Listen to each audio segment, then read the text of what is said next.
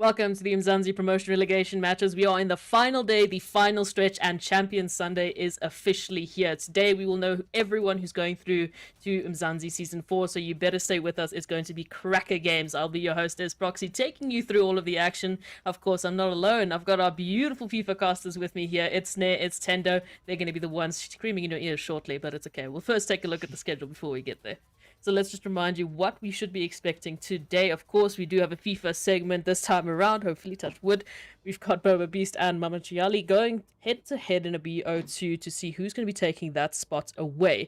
After that, of course, our PUBG mobile segment will be starting with the 4 maps that we all know and love. Erangel, Sanhok, Miramar, Erangel. The cycle continues, and it should be an absolute cracker set of matches. Let's take a look at the brackets just to remind you of what's about to happen, where they're playing for, who they're playing, and what may have happened yesterday, because we didn't get to see that game, but we'll give you guys all of the information shortly. So there it is. Ati Bihara has qualified for Season 4 of Umzansi. We have a brand new player in the ranks that will be taking up their opponents next season.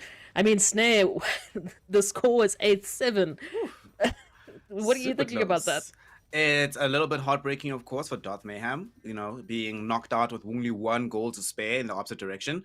But at the same time, it does show that Atibira has what it takes to be able to get as many passes of the opponent as needed. Sometimes you have to accept that the opponent is going to score a lot of goals against you. So good to see that he can rack up a super high scoreline.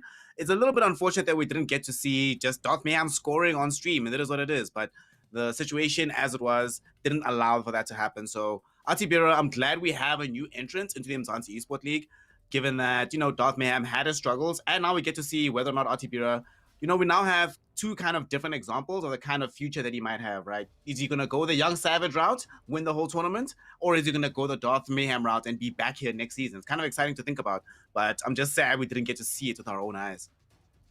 Pretty sad. It's pretty sad. But I am glad that they actually did play the game out and it wasn't just a DQ, assigned, and Darth would have just gotten a free pass this time around, because we can see it was a very, very close game. So the fact that it did happen is great to see. Of course, we would have loved to see it this time around, but it is what it is. But talking about today, we have 1 member already in the next season of Umzansi. Today, we need to find out who's going to be the second. Who's going to be the second player going through, and of course, that's the matchup we'll be watching today in your BO2. What's interesting to me, we already have 1 Inkosi entrance in Umzansi. So it's looking good for the Inkosi players, but I don't know, Tendo, what are you thinking about this matchup? Do you have any sort of idea what we should be expecting? Do you think Boba Beast is just going to run away with it? What's your thoughts? Yeah, I mean, it's hard to even say what to expect because unfortunately, like, we've been discussing, we didn't get to watch that previous matchup, and we saw that one go to what, 7-8. I mean, that is so unpredictable. And I think that's exactly what's happening here. You get the bottom echelon of the Umzansi Esports League, that ragtag, duo who came from the Inkosi Super Cup, coming to prove themselves in a way and form, go up against, almost like their alter egos in this way, So now it's pretty much Inkosi Super Cup players all the way for me. I feel, you can't count them out the year to definitely shake up the scene and show that you got to find and look for talent everywhere. So for Bobo today, I'm a little bit worried, I feel like Bobo throughout the season of Umzansi was very shaky in a lot of his games. He, was putting up a few good numbers here and there. Some good goals came in from him. If I'm not mistaken, he's the only one to score a free kick as well. I don't know if you remember that one. He's the only one to score a free kick, and he's the only one to beat the Beast in the season Yeah, itself. So it's like a bit of a bittersweet story, for Bobo Beast, where there's so much potential, but it just feels like someone has, the key, and he hasn't been able to unlock it yet. So for me, I feel like the Inkosi Super Cup players are coming in. I feel like MaMtshali is coming through, and probably it's going to be a banger of a game tonight. That is the question. Are we going to see both Inkosi players going through, or will the reigning Umzansi players keep their title and come back for Season 4? With that being the case, I mean, Snare, as you mentioned, as Tendo has now mentioned, talked us through how Bobo Beast has been going. And I mean, for Darth yesterday, we thought it was going to be a tough matchup. The scoreline that he had, the goal differences we were talking about, it was rough. It was not looking great. And for the time being, that's unfortunately what happened. You know, he's not coming through to Umzansi. He's going to have to come back in Inkosi and fight his way back up, which is a good thing, I think. I think he can refine those skills and really get that confidence that he needs back. But for Boba Beast here, what are you thinking? I mean, Inkosi, we just mentioned, Inkosi players are looking really good. Boba Beast might be lacking a little bit here. Do you think the pressure of this being the last chance, last opportunity for him to stay in this is going to be enough to just push him forward to have that performance that we expect from him? I kind of feel like Bobo, for me, I think he's probably one of the most unlucky players in the Umzansi Esports League. I kind of think that a lot of the earlier games that he lost, had he played those games after he beat the Beast, things would have looked a lot different for him. And I don't know, Bobo Beast has always struck me as, he's also a confidence player, maybe not to the same degree as Darth Mayhem. But I think that against an opposition where he doesn't necessarily feel super hard, as if he's an underdog, I think he's got this. Personally, I favor Bobo Beast. Okay, we've got one for Boba Beast, we've got one for our Inkosi players coming through, but guys, the game is officially kicking off. You guys got this, take it away. Thank you, ES Proxy. Tendo, we're in it now. The final one before Season 4. We're not going to get to see any other FIFA 21. And we might even have FIFA 22 by the time that rolls around. So, first goal, as we've often seen during league play, gets to define a lot. And with how much time he's spending on the ball right now, I'm sure MaMtshali needs to be a little bit worried because we've seen Bobo Beast explode from these kind of situations. So defense definitely needs to be on point and needs to prevent that first goal from happening because who knows how many else will stream in afterwards. Yeah, I think MaMtshali has to come in to this game, you know, full guns blazing and not backing off. Has to hold that defense pretty good because I think out of all the players who, I think, you know, if you look at Darth, I don't think he really took the skills that he learned in the Umzansi Esports League and probably implemented them, you know, correctly in his matchup, right? But I feel like Bobo's definitely been here to learn, and it's just unfortunate, like you said, he was a little bit unlucky majority of the season. So I feel like maybe today is his chance to really show us what he actually did have during that season, and maybe just a little bit unlucky that he had to go up against the very best. At the same time, MaMtshali going to want to show that he belongs amongst the very best. Did extremely well in the Inkosi Super Cup, was the first one to actually grab a total victory in the third season here. Let's see if he's going to be the one to be able to open up the scoring. Something interesting for him, of course, is going to be us witnessing his team composition and seeing how it differs from what's been played at the very top. Haven't seen any Mbappe's, haven't seen any Neymars. Do see Dybala, who's obviously became very, very high value in the playoffs. But for now, still no goals from either opponents just yet. It's been a lot of carrying towards the final third, but both of them somewhat struggling to break through. Now, though, here might come the run. Martins on the flank for Bobo Beast does get dispossessed by Amavi. I think that's probably the first one we've seen on stream from someone actually playing Amavi here in FIFA 21. But still nothing, Tendo. What do you think needs to happen here before one of these players actually breaks through? That was a really good cross coming in from MaMtshali, but unfortunately isn't quite connecting to any of the players. And I think someone's just gonna have to find that open goal and that final chance really here to open things up, because right now it's looking very much a tie that swings, and the through ball is good here from Bobo, but the keeper's off the mark and buys him a little bit of breath in that unfortunate situation. That was such a good through ball coming in from Bobo Beast. Definitely thought he was in that situation, but now it's going to be Dybala on the ball, passing it down to Atal. Maybe MaMtshali can open things up from that little bit of pressure that he had absorbed. The defensive line is really good from Bobo Beast, though, so applying some of those skills that he's learned through the Umzansi Esports League thus far. So things right now, it's a back and forth. So I'm really just waiting for somebody to just, I think it's just going to be one of those games here, where it's just like someone opens up the scoring line out of nowhere, pretty much. Just some random attack, some explosion in the box. It's just going to open things up. Looking quite difficult to crack right now under normal conditions. And good dispossession there by Bobo Beast allows him to continue to try string some passes together. I was very impressed by that earlier pass from him. Also quite impressed by MaMtshali coming off the line but keeping his composure at the same time. Now Bobo Beast inside the box trying to go for the roulette. Does he find the space through? He does sort of, but he can't keep his positioning on the ball, so the shot goes extremely wide. Ends up being a goal kick here for MaMtshali. And that is good news for him. Both players are making sure that they keep this defensive line somewhat solid. It's been a very risky game though, because that does mean that there's now a little bit of opportunity for something like this. What a step over. Ronaldo in the box. Ronaldo with the goal.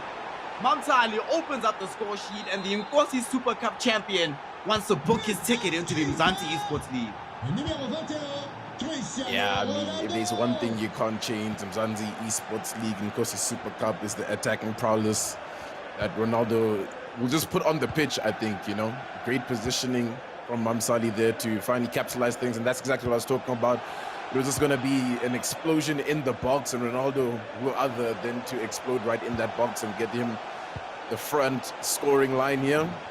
So Mertens on the ball for Bobo Beast. He needs to find something here because he can't fall short in this first half. It's not going to be a good look for him. So now Strafe in the box, but Referee! Penalty's been awarded.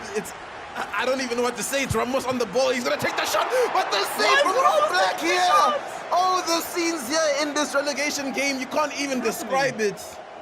What is happening indeed? You get a penalty randomly, then you get Sergio Ramos to take the spot. Of course it gets blocked by the keeper. Bobo Beast now has to try and get a goal the old-fashioned way. The FIFA 21 gods gifted him a free goal effectively. He's like, nah, I want to do it the hard way. So we're still up 1-0 for MaMtshali, but what a golden opportunity there for Bobo Beast. I feel like whenever you miss a penalty, I mean, I know a lot of FIFA players don't believe it does that much, but in a close game like this, it's definitely going to be weighing upon him right now, especially if MaMtshali can string through an additional pass to allow for a second goal. He's inside right now, gets the turn. What a shot! But the 12th player gets involved, Tendo. It wouldn't be Championship Sunday unless that happened. Yeah, definitely being the troll under the bridge for a lot of players in the Umzansi Esports League thus far, that goalpost, but it does look like Mendy is going to be able to open things up here on the wing for Bobo. Maybe he can find something to work with. He does have a towel in the box, but he has to pull out to Sanchez. Sanchez back to Crave. Crave's in it. Can he get a shot in here? It's looking dangerous now for Bobo Beast, and it's MaMtshali to try and hold things off. And there's nothing found, man. He can't find anything. There's nothing to offer. And now the half is going to end, unfortunately, here for Bobo Beast. I thought maybe he was going to be on this there. It looked so close, and I also thought he was going to be able to find his way through, but MaMtshali on point with the defense, and not just on point with where he was positioning his players, but the mind games as well. He didn't give any kind of space to Bobo Beast to get a shot through. And that's also really frustrating, right? We've seen how many times in the Umzansi Esports League that players get frustrated when you're spending minutes on the ball, in the box, but unable to make anything happen. And MaMtshali honestly feels a lot more in control of this game than I thought he would. Like, even though I thought, okay, he's going to be able to play well on the skill, the way he's been able to control Bobo Beast, especially given that, like you said, Bobo Beast has learned from some of the best in the Umzansi Esports League, but he's still looking like an underdog here today. Yeah, I mean, maybe it's time for him to change his name. Maybe that's his bad luck charm here. Underdog FC. Definitely struggling here in this first leg, let's not forget, right? So there's still lots of room for this game to still unfold, for us to get a few more reads on exactly what is happening in this promotion relegation game here in the Umzansi Esports League. So MaMtshali is on the attack now, but it's the brick wall defense of Bobo Beast that holds him off for now. And he's able to reset here, Bobo. Maybe he can string an early goal to start off the half. It'll be really good for him if he can find something like that to give him a little bit of momentum, because he's definitely one of those players that can work from momentum when it's gifted. Regrettably, though, we have a massive block in the way of MaMtshali right now, who is just keeping him from being able to build up that momentum. We're in the box, though, again, and Atal trying to get the turn, not going to be able to do so. There's going to be some defense. What a shot! Into the top corner. Curls around the keeper, almost like a homing missile that ball was. And it gets the target, gets the goal, puts Bobo Beast on the board. Now we're back on level pegging, Tendo. 1-1, with the place for the Umzansi Esports League still hanging in the balance. Now, what I'm really not liking here from MaMtshali is just how many yellow cards he's gotten already. I feel like, Snare, we've costed FIFA for like 3 months, dude. And we have barely seen any yellow cards come into some of these matchups. So it's definitely, you know, something to work on in his defense if he's able to win this one and get into the Umzansi Esports League. But Bobo right now is looking like a fierce machine that wants to keep his spot in this league right now. And he's just exploded and he's on. So hopefully MaMtshali can shut him down in his attempts. But right now it's going to be Mertens on the ball to run it up for Bobo. How far I can get with this run. Might need to draw another yellow card here, MaMtshali. In the Inkosi Super Cup, you know, discipline was the one thing that I always felt. It kept him from ending the season #1 in terms of the standings. And we're seeing here today how that can sometimes affect you, you know, yellow cards and a penalty given away. Could have been 2-1 right now. So something for him to keep in the back of his mind. And what a cross attempt. Was trying to find a little bit of space to get the run for a towel. Unfortunately, though, Bobo Beast made the correct read, and this seems like it's always going to come back to Mertens here to try to run things in from the flank. Does he get past the final defender, though? It doesn't seem like it. Amavi has been high value, but this time around they get past him into the box. Nani looking for a way through, gets the ball to Crave, and Crave slotted it to the back of the net. That's going to be 2-1. That's going to be Bobo Beast in the lead for the first time here in the promotion relegation. What a guy, and what a passage of play here, Tendo, to get him the goal.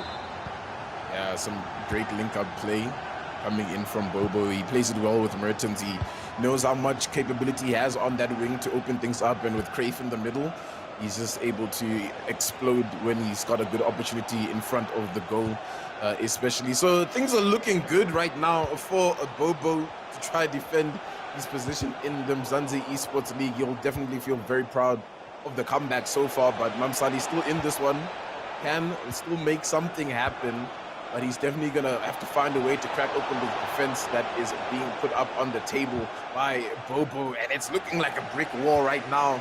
An Iron Man defense in this situation. It's marvelous.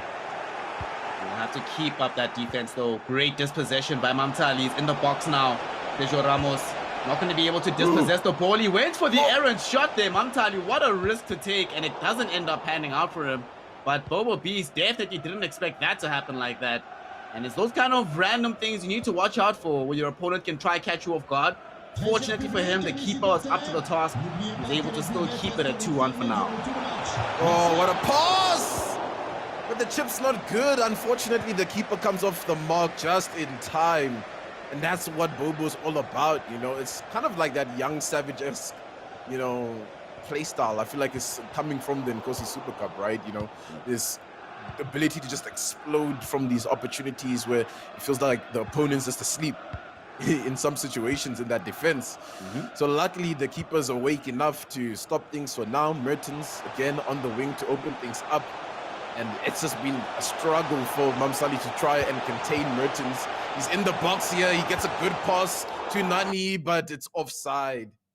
Things are gonna slow down. Only 10 minutes left in this half. Oof, man, the second half of this first leg has really picked up in terms of the action. It's been back and forth, lots and lots of things happening. We could easily see another couple of goals happening in these last couple of minutes.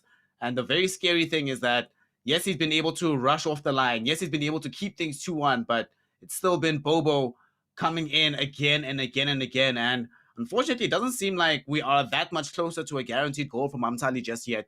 Outside of some of these more explosive moments, it really has felt like Bobo Beast has firm control over his final third, over his own box. And yes, he might be on the opposite end of the pitch right now. Didn't get the goal he wanted, but the fact that he's playing from this position means he has a lot of time to yet again compose himself, get ready for this defense, and already start to think about how do I get the ball to Martins to run this far forward as humanly possible. So coming back after the pause, it's going to be MaMtshali on the ball. Gets a nice chip pass in here over the defense. Can cross it back in. Is there somebody there to finish it? No. The defense is good. Clear that one. Could have been dangerous. It could have been what he needed to come into the second leg, but doesn't find it. And now it's a turnover. Davis running things down on the wing. It's looking like a tough position here, but the defense is good. Just for now, for MaMtshali. Sane finds Sanchez, but Sanchez is running into some traffic here. It's looking like 5 p.m. in Joburg, unfortunately for MaMtshali.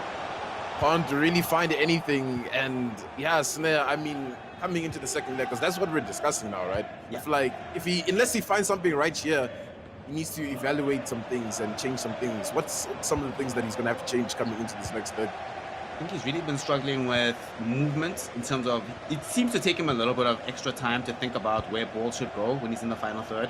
So being more decisive in advance about exactly what the attack is going to look like. For example, we saw just now he got into a very good attacking position, wasn't able to pick out the key player, but took a long time to decide where the ball should go, which is interesting because if you think about how he's been defending, a lot of his defense has been instinctive. And yes, he's down 2-1 right now, but this could easily have been more from Bobo Beast. Weirdly enough, the thing that's impressed me the most from MaMtshali has been his reactiveness in the defense. So if he can keep doing that, he needs to keep doing that, but at the same time, get cleaner on the attack, pick out those more incisive passes, figure out a way not just to rely on a deep run from Ronaldo, Dybala to get the ball into the back of the net, actually plan and structure that attack to get there. Because, for example, though, yes, we are only 2-1 right now, there were a lot of times where it felt like each ball that Bobo was progressing up the pitch was supposed to lead into a goal. And it just was because of that last-minute defending from MaMtshali that prevented that from happening. So I think he definitely needs to fix and work on that.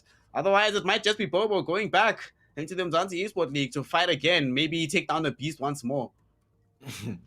Yeah, and look, the scoreline's close for the most part. At least it's close. You know, it's not like MaMtshali is coming in here as a complete walkover. Yeah. You know, because that can also be a big situation. Obviously, coming from the Inkosi Super Cup, you're not ready to first verse these like A-tier players. You know, and obviously you got to expect that Bobo's absorbed and learned a lot during the season, right? And you can definitely see it here the way he's held his composure to come back after going down in the very beginning. So I think for MaMtshali, it's definitely going to have to be cleaning up the defense because, I mean, those yellow cards were kind of flying in, and it's not a good look to be entering the Umzansi Esports League, committing so many fouls and getting so many yellow cards because it becomes a big problem. There's a penalty also involved. Thankfully, the goalkeeper's ready for that situation as well. So this could be a lot worse in this situation right now. So I think he's gifted that first leg and definitely needs to find a really good springboard to enter the second leg, or else it's... Yeah, I mean, look, I don't mind seeing Bobo in the Umzansi Esports League. I feel like he was definitely robbed a couple of times during the league, to show his real power, his real positioning in that league. So, I'm rooting for Bobo, but I definitely am not outruling MaMtshali coming back in this one.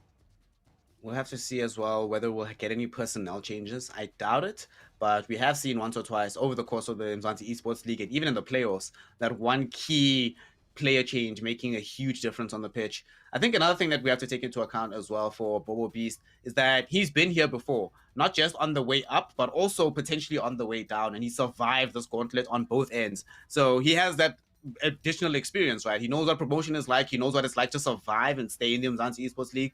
Whereas for MaMtshali, this is the first ride up, and it's always more difficult to do something against someone who has been on that same journey, knows exactly what's going on here. But going into the second leg, would you think he has to change any of his play style though? Like in terms of, because he kept saying that he would wait for the ball, get it, see what he could do in terms of his runs. What do you think? Like, do you think we just go all in on the attack because there's no other options, no second chances, no fallback net? Or do you go back into the young savage route, back how you've already been playing, and just pray that it keeps working out for you as the game goes forward? Yeah, it's a very tough call, and the funny thing, it's so much different playing for like the grand final championship. I feel like the mentality is definitely different, right? Whereas when you come to a promotion relegation game, it really can just be like, yeah, this is it. Let me just attack.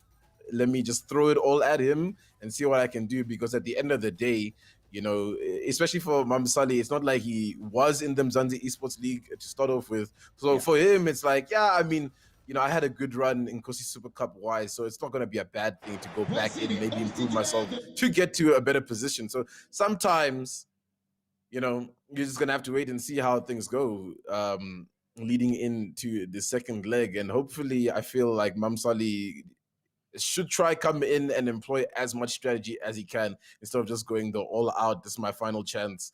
Let me try and put everything out on the table. Leave my heart on the table, I know exactly what you mean. And right now, This is the final time that he'll have before this kickoff to recess his team, make sure everything is in order. A few more seconds, and here we go. The second leg, the final game for the FIFA 21 promotion relegation. After this, we will have our 8 competitors for Season 4 of the Umzansi Esports League for FIFA 21. And here we go, Tendo. We're underway. Bobo Beast, he wants back in. MaMtshali wants to get there for the first time. And this is not great, you know, when the opponent that has the lead starts off with the ball, because they get to start things off a little bit slower. But he's, of course, looking as early as possible to extend his lead.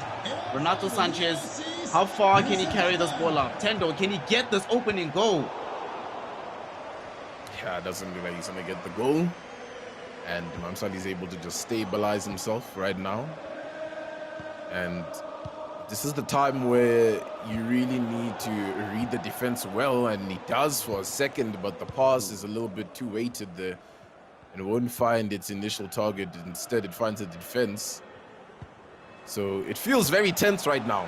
You know, I feel like this is one of those games where everything is just on a tipping scale. You know, pour a little bit too much water on the one side and everything might just spill over. So for Bobo right now, he's a very dangerous tackle. Those tackles really need to be cleaned up, I feel, from MaMtshali, because they sometimes can be in the wrong place at the wrong time. Bobo is looking good. Can he find something? Doesn't find anything. Good interception there for MaMtshali to keep things clean here in the second leg for now. Only 1 goal in it. Absolutely nothing in the world of FIFA 21. Of course, it has been the decider before, but could easily break in the opposite direction. Ronaldo, wow, somehow manages to keep himself on the ball. Great passage of play there from MaMtshali.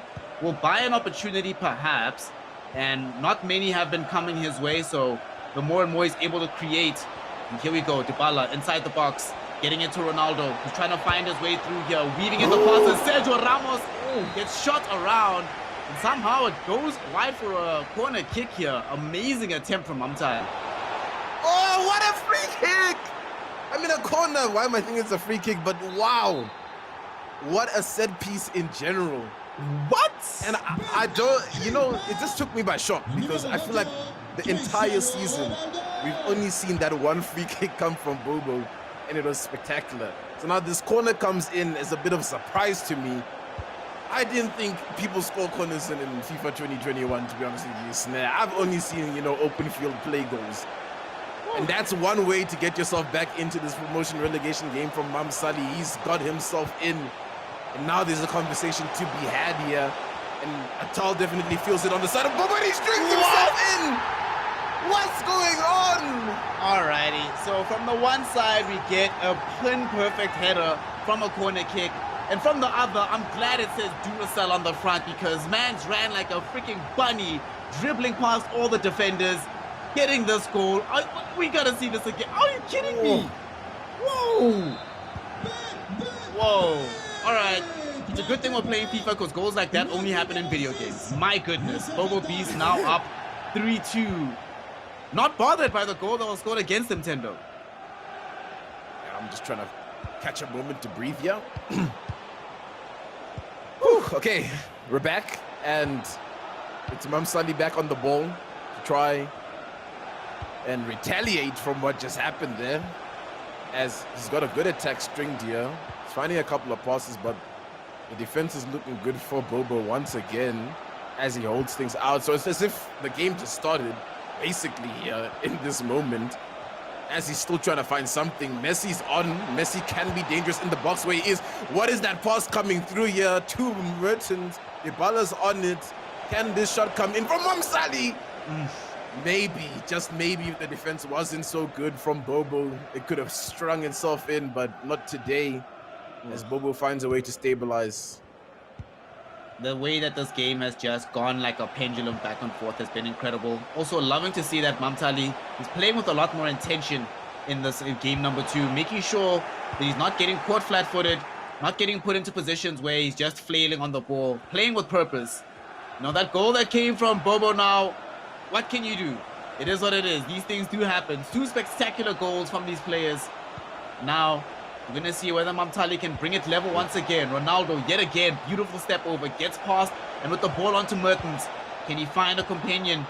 Gets into Ronaldo Sanchez, but this time around, Ronaldo will get immediately crowded out when he even sniffs the ball. And we're back into an attack for the Bobo Beast, who still right now, Tendo, has his place booked, but not feeling comfortable that this seat is going to be confirmed his, at least until the final whistle.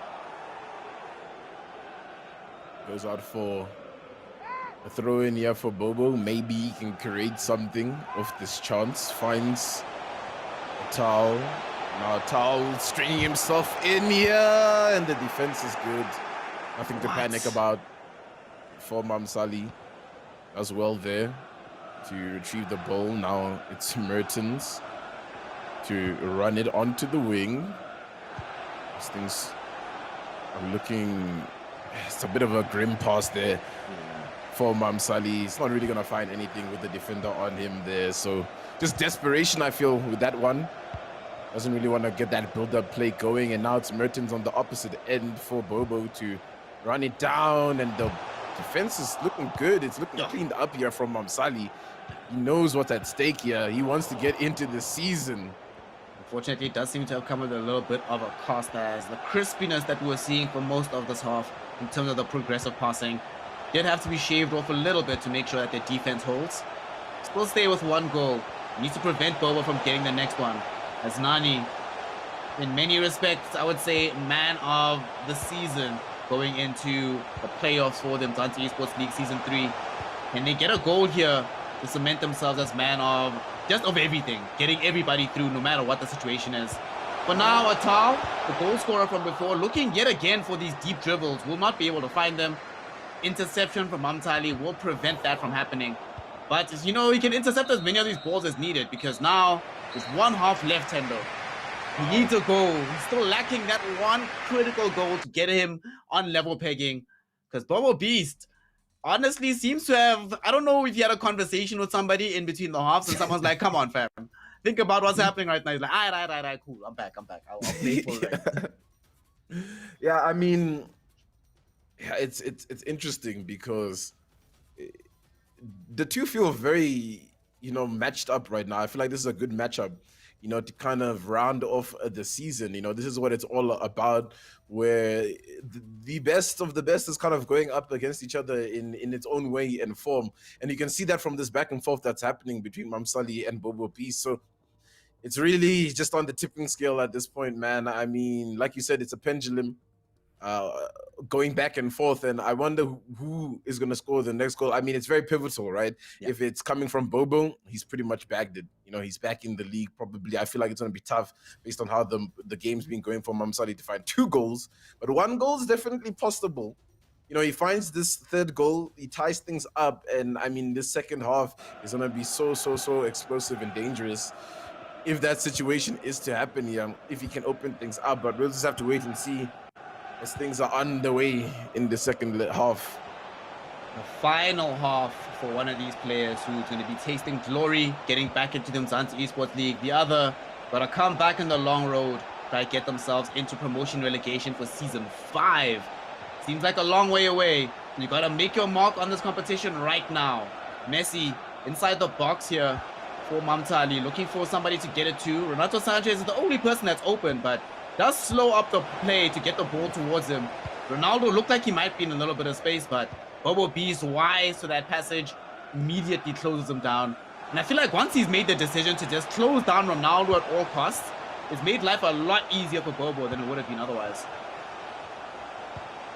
Yeah, definitely. I think right now, my biggest concern for MaMtshali is how proactive Bobo's looking on defense right now, you know, and with that proactivity, he's also looking good with counters, right? So yes, he's attacking, yes, he's holding on to the ball right now, MaMtshali, and looking for good space. No way. Oh my gosh, the keeper there saves it. It's another corner in. Keeper's good this time, but it's still in here, it's still dangerous. Oh my goodness. I was commenting on how good Bobo is looking in terms of the proactivity of the defense. You know, he's looking good for counters just like this, coming off a strong defense for a strong counter. It's a crossing. No, but it's evaded. MaMtshali says, I'm the only one that scores the aerial goals. Thank you very much. That's not happening from you today. Wow, he came so close to be able to get that equalizing goal with Ronaldo. I really thought he had it, but seemed like the accuracy of the header just was slightly off, and it goes towards the keeper rather than around him. Now it becomes a lot harder for MaMtshali. Still has time left, 30 minutes of normal play. This run seems promising. Will he find the space for Messi? Not just yet, so he has to turn his attention elsewhere. The interplay between Messi and Ronaldo gets snuffed out in midfield.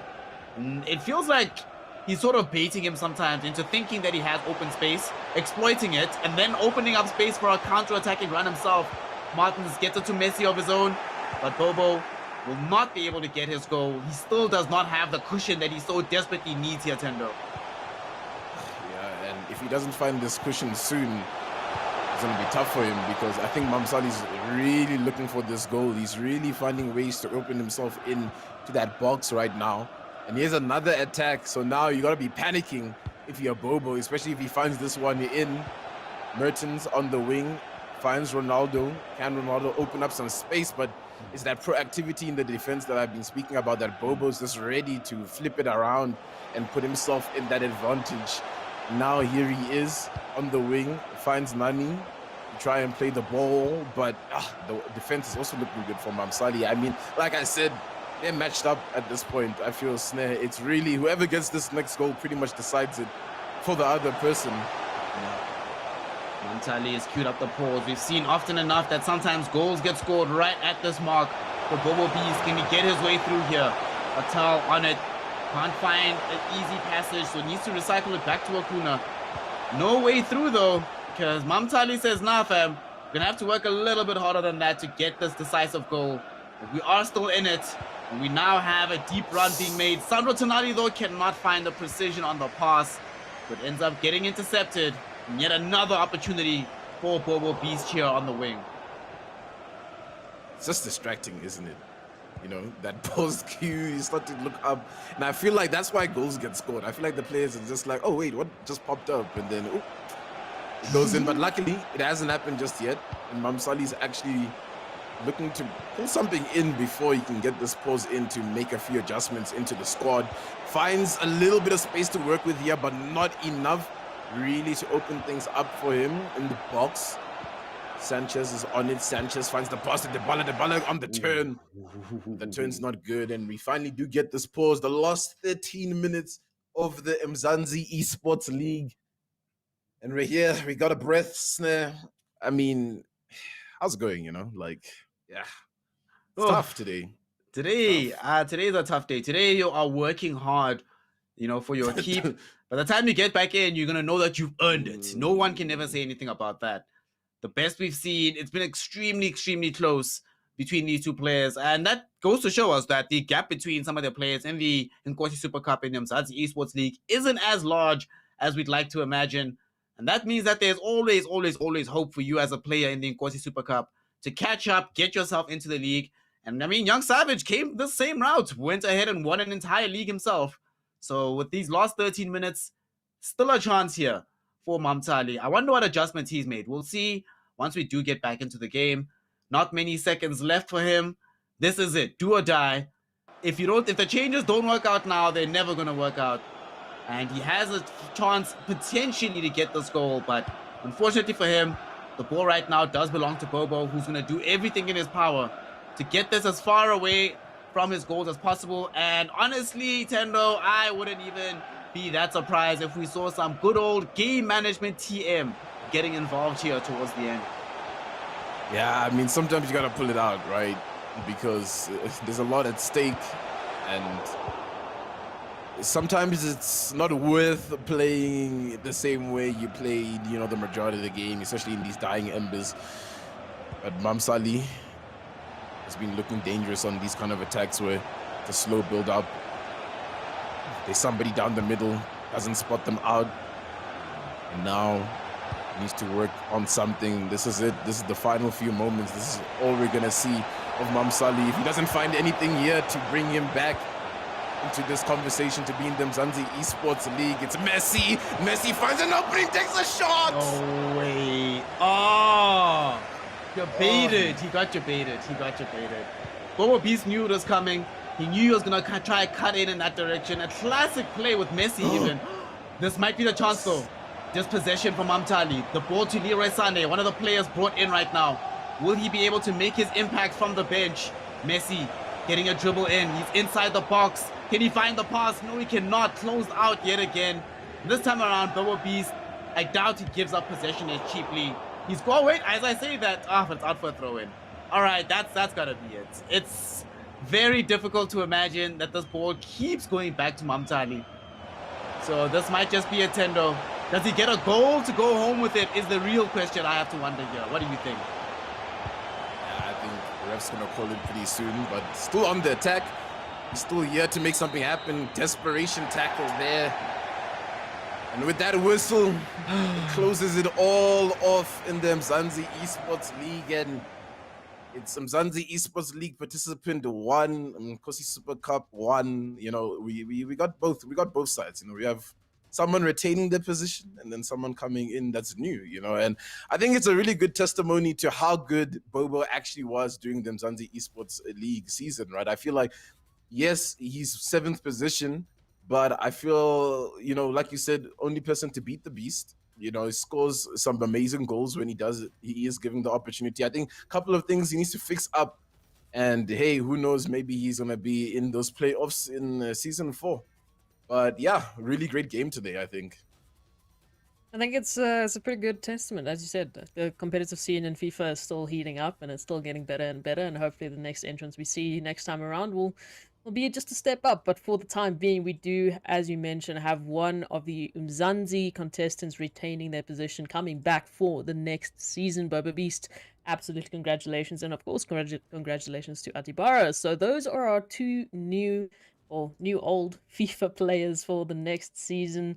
They will be, of course, promoted back into Umzansi, back into the action.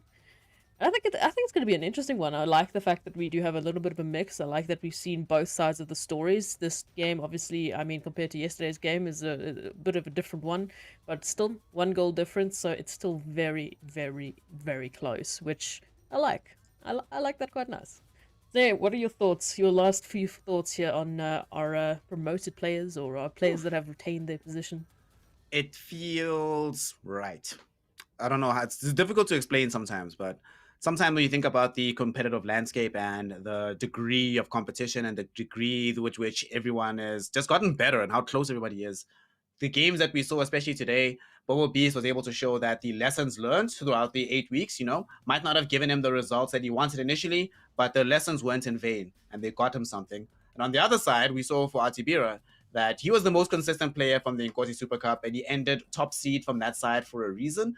And that also showed that it wasn't in vain. It wasn't purposeless. Clearly, the lessons he learned during those weeks gave him the ability to beat somebody who was in the Umzansi Esports League. Yes, it might not have been someone who's playing the best, but Darth Mayhem scored the most goals that he ever has so far in Season 3 in the promotion relegation, and still Atibira was able to beat him from that position. So, it just shows that none of this is in vain, that all of this actually works, and that it just really goes a long way, keeping your nose down, grinding it out, learning lessons from failure, also learning lessons from victory. And if you learn enough of those lessons, can carry you a really long way here in the Umzansi Esports League. We'd love to hear. Tendo, any advice for players looking to come back in Inkosi Season 4 and try and fight their way into Umzansi? Yeah, I mean, you've seen Ati do it, so that means you can do it as well, right? It's one of those things where I think it's great that all the games get broadcasted as well, you know, or at least the majority of the games that we can get on the broadcast get broadcasted for us to see. And it's a good platform for you to also, you know, look at how these players are playing, take a little bit, especially, I guess, from what myself and Snare say, you know, what you say, what goes on in the entire scene, you know, and just learn and just build up this portfolio to enter the Inkosi Super Cup with like a good understanding and a good basis of exactly what is your trajectory and what is your path, you know, leading up to get to this point, to this championship Sunday, to try get yourself into the Umzansi Esports League, because it's definitely possible. It's not impossible, you know, so definitely just head down. your words of wisdom for the next season, Umzansi. Now, if you want to get in, if you want to register, make sure you go and check out the Northern Gaming Africa website. All the information about upcoming events, the next season of Umzansi, the next season of Inkosi will be there, as well as all of their social media, if that is your preferred platform. Either way, the website looks sick. You should go check it out. But that is our FIFA segment coming to a close. Absolutely congratulations to our players who have made it in, who have stayed in. Either way, we've got a mix-up and we've got an entirely different scene coming through next season. I think the competition that might be a little bit different, or it might be the same. Either way, you're going to have to check it out. You're going to have to stay tuned because it's going to be good. But stay with us. We still got a PUBG Mobile segment coming up next after the break, so there's still a lot of action coming your way this evening. Thank you so much to Tendo and Snare for giving us the action, for giving us some exciting moments and helping us understand everything a little bit better this time around. But for the time being, stay with us. We'll be right back after the short break.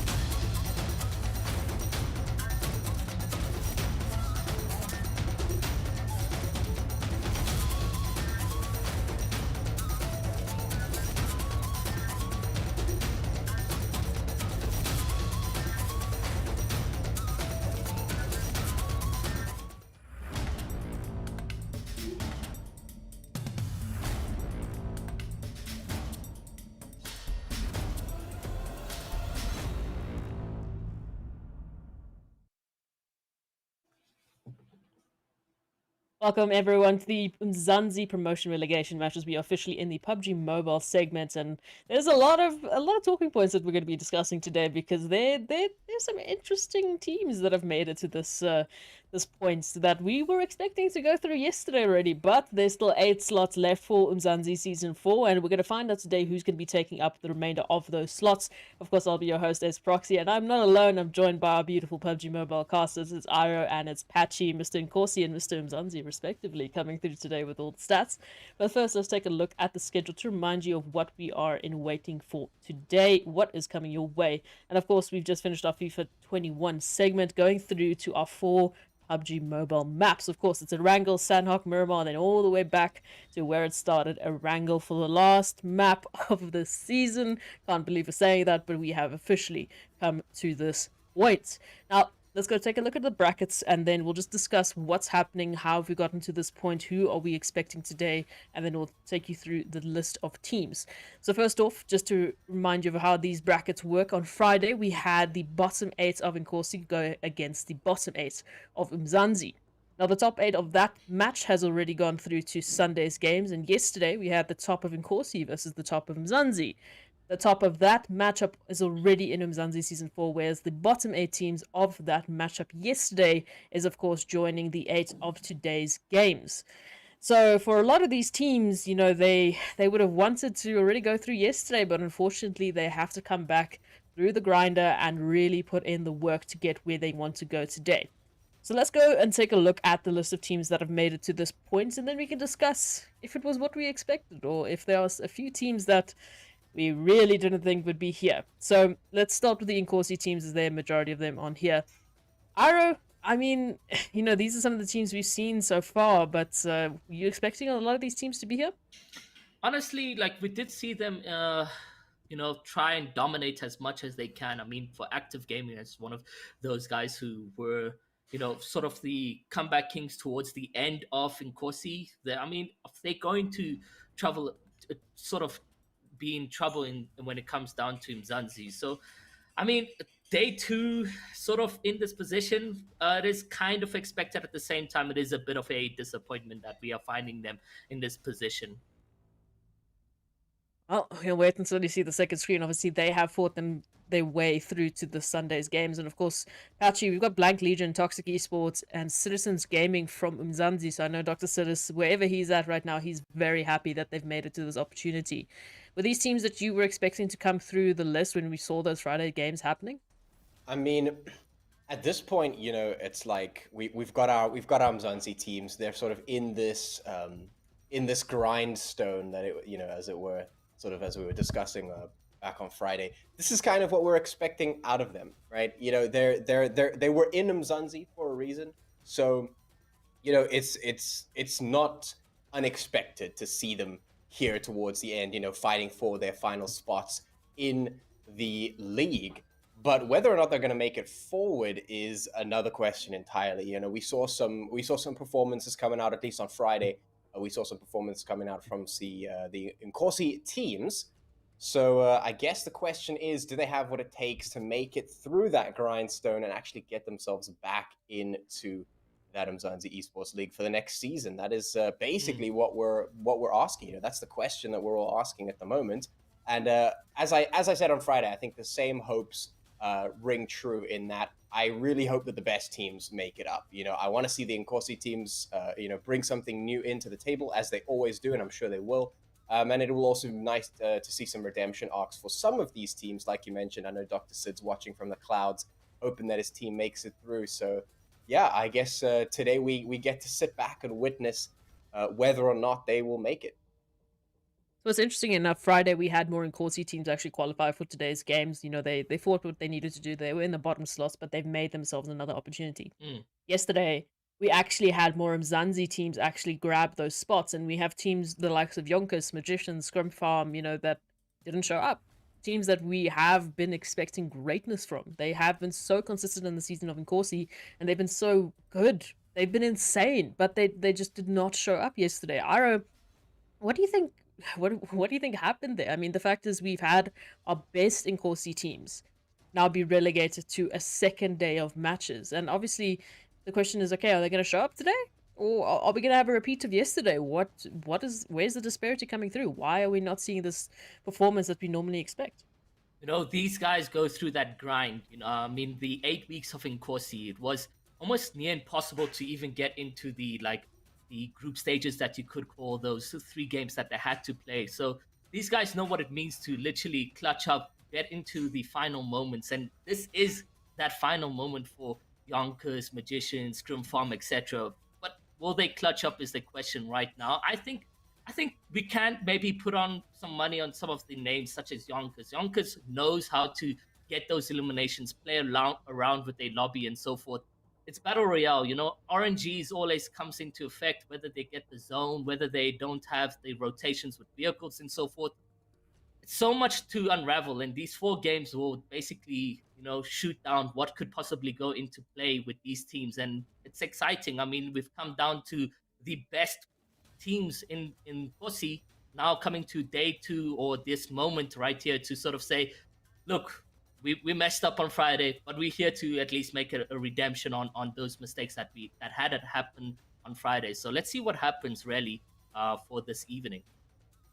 So, of course, it is the last day of the promotion relegation matches. So, it's the last opportunity for a lot of these teams to find themselves a spot in the next season of Umzansi. Naturally, we do have a lot more Inkosi teams filtered through, but there's a good number of Umzansi teams that are still in this. And, of course, we know the point system. You get those 15 points if you get the winner chicken dinner, and it filters down to the rest of the positions. And then 1 kill, 1 point. That has been a massive impact on a lot of the teams that we saw. I mean, we had teams yesterday taking the first spot, even though they weren't getting those winner chicken dinners, just because they were running away with kills. I mean, Natural Killers, I think they got a 17 kill game at some point, only got 10 placement points, but they were top of the log purely because of those kill points. So there's been a lot of activity. There's been a lot of, discussion around, okay, you have to be a little bit of both. You can't just be passive. You can't just be fully aggressive and running into positions where you're going to get yourselves killed and out full account, because those placements do make a difference.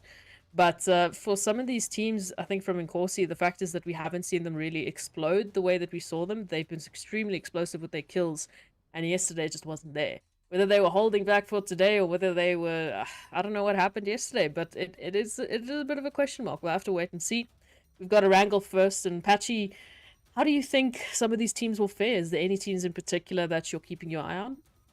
Well, I mean, when it comes to this formatting, I really enjoy it because we do get to see the teams go through the motions right from the start. We see that bread and butter Erangel. We see them perform in an arena where we do expect them to be very, very comfortable. And of course, as you mentioned, Aaron, we've got some RNG in there and see how they react to all the fun stuff, the zones and the flight paths, and whether they get the loot that they're looking for and whatnot. Then, of course, we go into our CQB.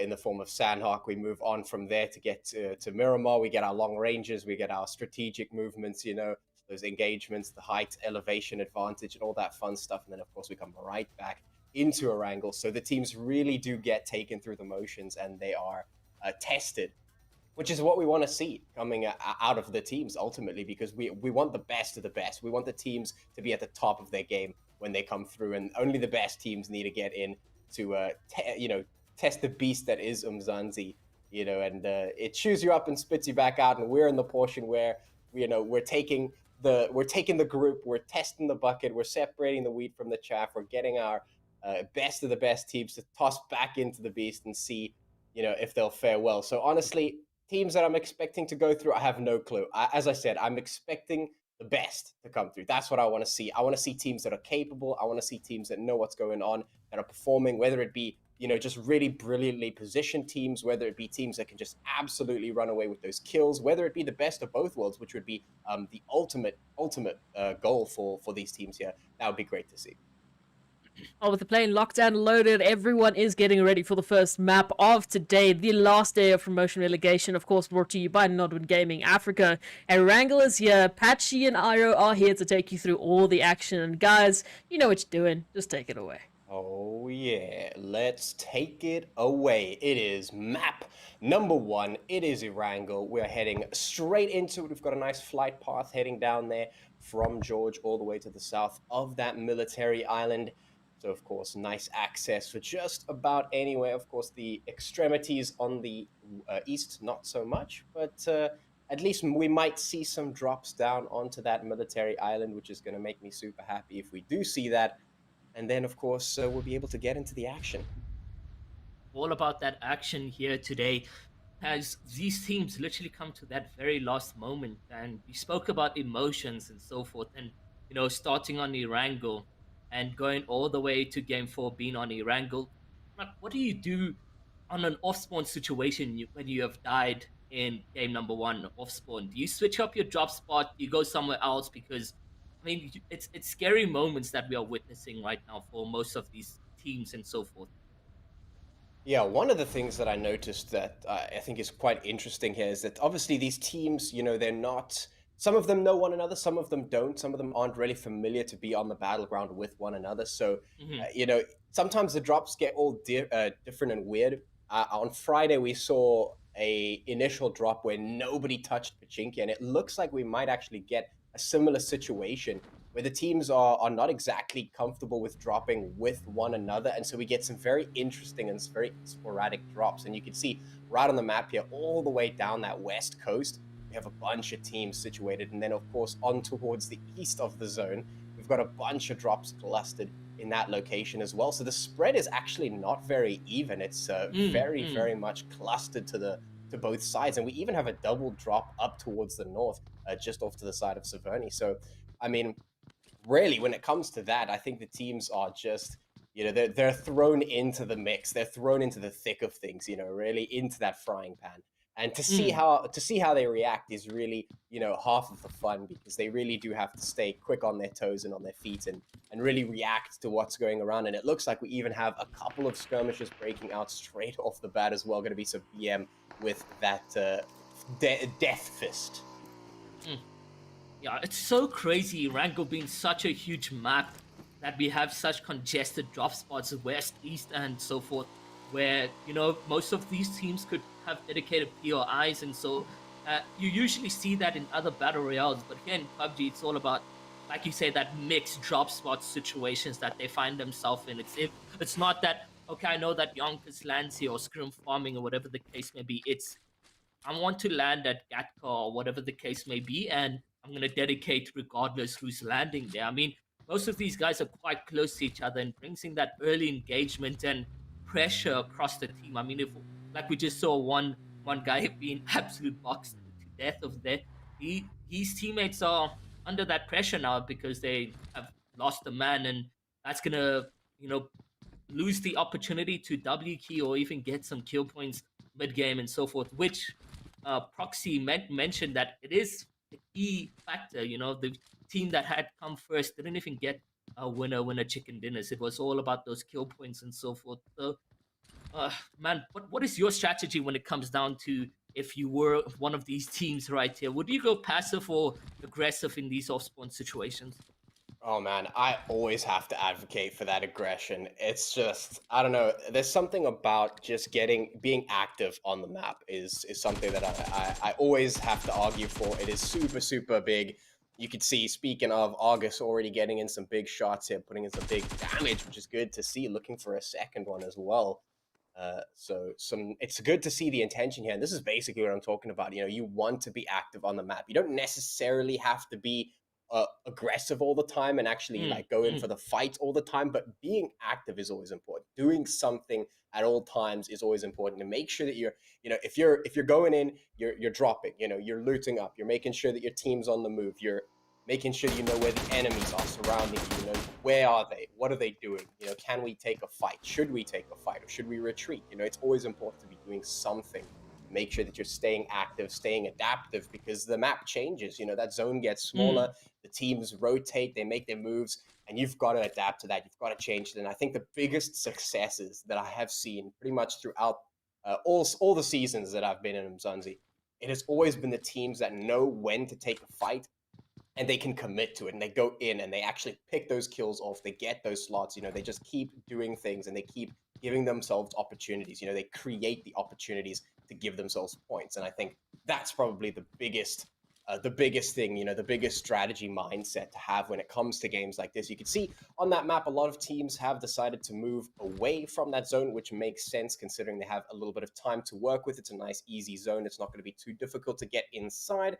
So the teams have decided to move away just a little bit, get their loot going, make sure that they're all set up and ready for the fight. So hopefully the teams are ready and prepared for the fights, and we get some nice spectacles.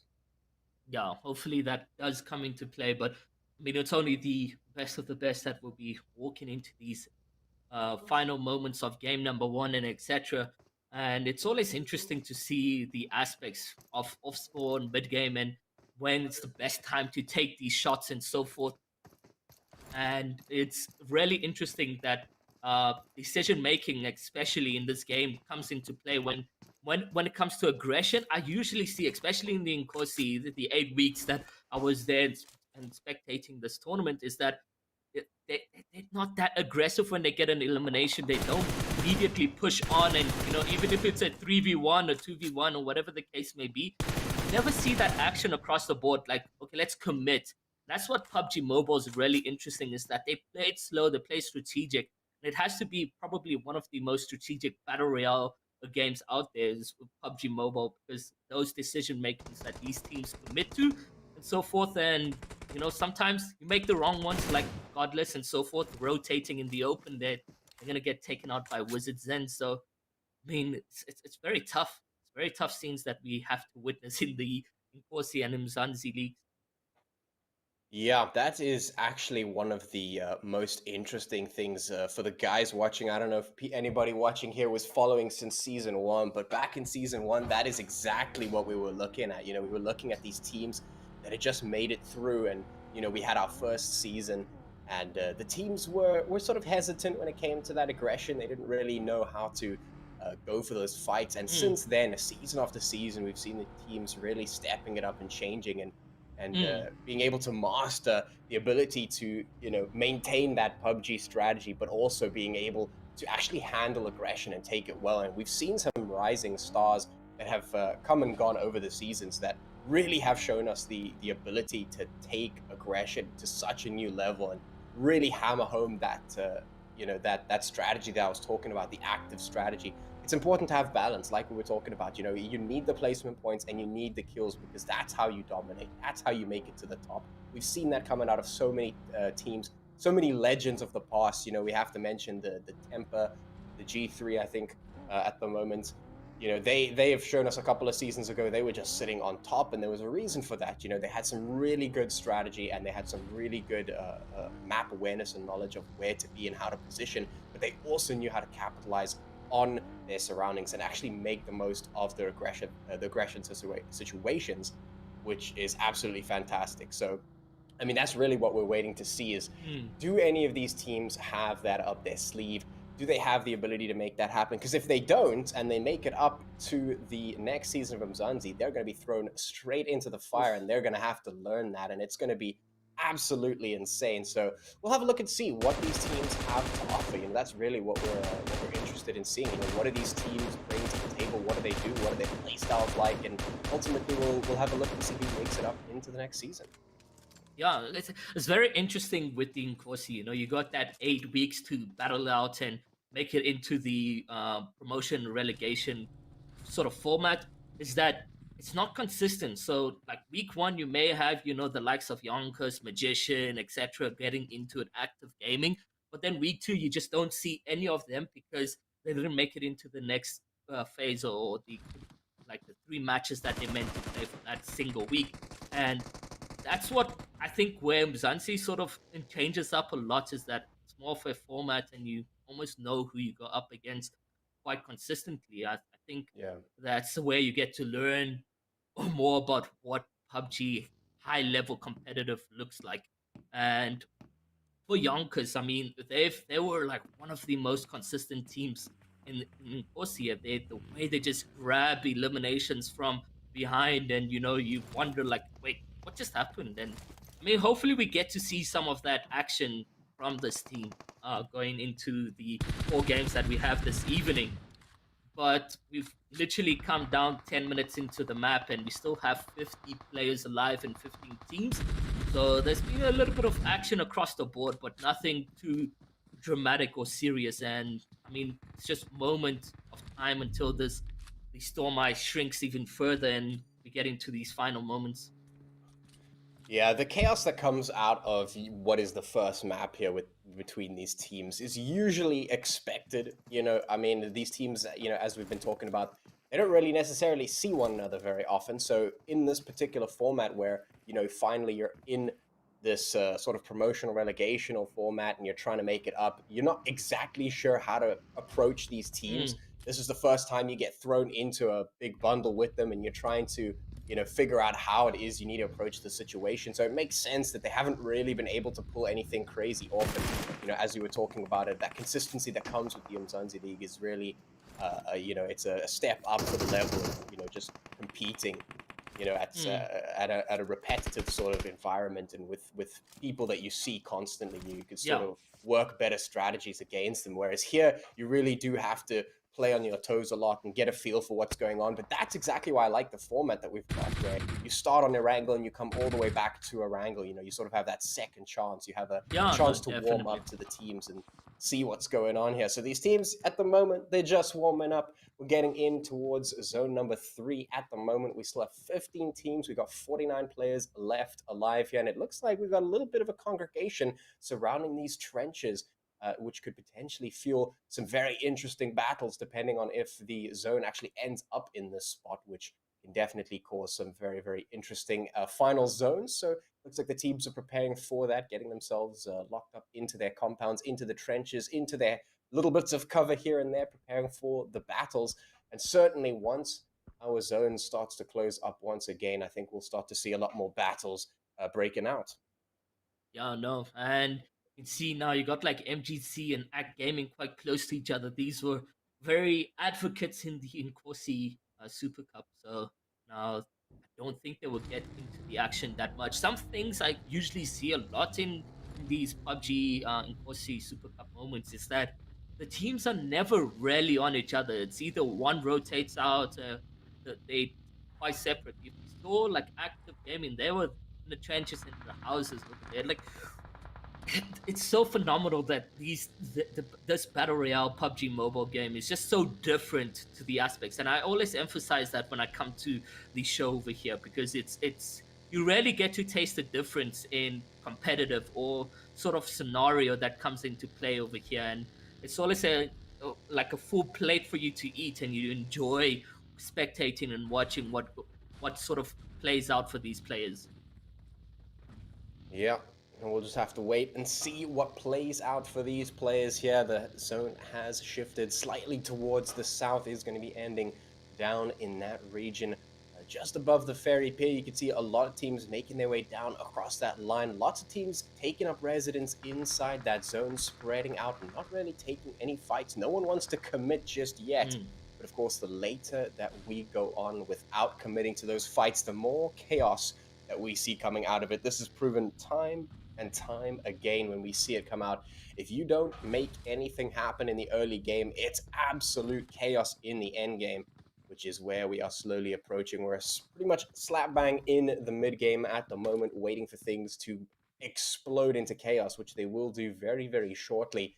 As you can see, that space is going to be running out more and more as that blue zone closes in, and the teams have to squeeze up inside zones after zones after zones that get smaller and smaller on top of them.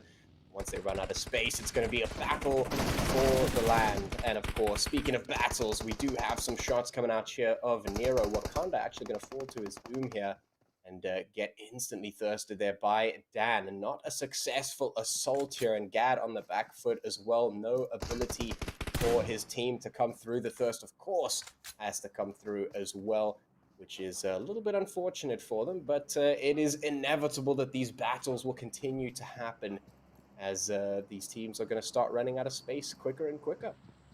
Yeah, I mean, the people who make those early rotations are the ones that really know how to work the strategy in PUBG Mobile. You want to get the covers as quick as early as possible so that you know, you can pick up some of these kills while they rotate in, and there's that final, or not the final zone, but the next zone rotation that some of these players need to start making their way. And you're gonna start seeing these players drop like flies anytime soon, and that is where it's gonna start getting interesting. 7AOK finding himself in a good position of zone, MGC already in zone as well. You got a couple of these players outside, such as BC, BL, and it's just going to be quite hectic for them to make those rotations in. But I honestly feel we're still going to have a pretty passive gameplay that we have been witnessing from the start of Erangel till now, is that, you know, they don't really want to fight and engage that much often. I mean, there's still 15 teams left and a couple solo players, duo players in teams, of course, because players are dropping. I mean, Rambo, they're getting killed by Wizard Zen, and he's been quite active this the Rango map, and you can see he's actually in a tough position in the kill feed over there, getting a couple of their players actually knocked as well. Yeah, this is what we expect to happen. You know, those fights getting forced out. Now Wizards in on the swivel here, keeping himself and the team alive, getting a couple of kills and knocks for himself as the team start to come through. That's the gatekeeping that we like to see coming in as well, and it's inevitable, as I mentioned, because, you know, if you don't take those early fights, you're not emptying out the space, you're not creating the space for yourself, and that just means that the game is going to force you to fight. It's going to force you right into the face of an enemy team, and you're just going to have to battle it out. And right now, we've got a couple of teams rotating in from the north. Now, you can see that they're already facing quite a bit of resistance. The Citizens here, you can see 7 just taking so much damage there as he tries to make that rotate happen. A couple of teams still need to do that as well, RAZE being one of them. Citizens off to the distance, just getting themselves across the line as quickly as they can, trying to avoid the fight. But there's a couple of teams in the same boat, and they're all battling it out. The Black Crystals here taking a little bit of damage. 7 now turning around to try and do some gatekeeping of his own, but the explosions and the damage just too much. A great nade coming out there will take him down, and that's just going to be the instant thirst coming through. Because, yeah, there's just no ways you're going to make it out of that situation. The rest of your team on the other side, and that wedge has been driven straight down the middle. But now there's so many teams stacked up to the north here that there are definitely going to be a whole lot of skirmishes waiting to break out. Yeah, talk about a successful elimination play coming in right there. That confirmation as well, really helping out in terms of kill points and getting into the final moments over here. But talking about final moments, everyone's squeezed up. The cover and sort of height, on natural height that you can get on these little peak mountains is definitely going to play a huge advantage to the likes of Trip, Zeke, and them, and Thug. So literally right now, Shield and Wizards Zen down to 2 players in their team. They're going to need to hopefully pull out a rabbit out of a hat, because there's still so much placement points that they would miss on if they find themselves getting eliminated over here. But he's still putting himself out there, Shield, trying to get at least a couple beams or maybe even a prayer knock. But it is just that wait to see where the zone will start to form, and then they can make the decision to either rotate inwards and hopefully a dead side rotation for some of these teams. But oof, that's a dramatic proof of zone for some of these guys like YONKOUS, 11, Neon. All these guys now need to make a rotation over there. But Act Vegas, they actually need to rotate, and it looks like a very dead side rotation. Shield as well can make that rotation on that end as well if they don't want to engage with any one of these players who are still around on the outskirts of the zone. Yeah, that heavy shift is going to be very difficult to handle because so many of these teams need to make that rotate. But as soon as the first one does, they're instantly going to get clapped by all the surrounding teams. So the first team to try and make it out is going to be the first team in serious danger. So nobody wants to make that first move, but time is running out. Of course, you need to make that rotate. You need to get through a couple of fights, actually breaking down into the south there, but in the north, those rotations just going to be super punishing now as the teams start to move around. You can see the Citizens taking the long way around, actually might run face first into the Black Crystals there. Have to be careful about that one. Wars now getting themselves quite clear on this side of the zone, that being the eastern side of zone. Quite happy to just take up residence here and keep themselves alive for the time being. But a couple other teams do need to make their way up and try and get into the safety that is that zone. But as they do so, the crossfire just happening all over the show. The third parties just going absolutely nuts. All these teams jam-packing themselves inside that zone, but there's very little cover. There's a couple of trees. The smokes are getting popped as well, but the fights are absolutely breaking out now. You can see a stack of teams having made their way onto this eastern side of the zone, but the crosshairs are just swinging left, right, and center as the nades are flying as well. Thug finding a very nice nade into a couple of players' head, buddy getting exploded into oblivion by no one in particular, and the teams have finally been dropped down to 10. Oof. Just a massacre of madness has just happened over here on screen in the kill feed. As you guys can see, MGC Legacy being one of them as well, who has been knocked in this position. And it is very, very good for 7OK. They found themselves in a really decent position to now also being the rotation players that are needing to make the plays right now. Syntox taking a couple of damage on their end, and I mean, you can see Act Vegas trying to make a sort of redemption for them because they've also lost a couple of players on the rotation over here. And let's see what these grenades can come into play. Will he connect on anything? Unfortunately not. Doesn't look like it. But now, guys, it's down to 27 players and 9 teams actually has Black Crystal, I believe, has been taken out, if I'm not mistaken.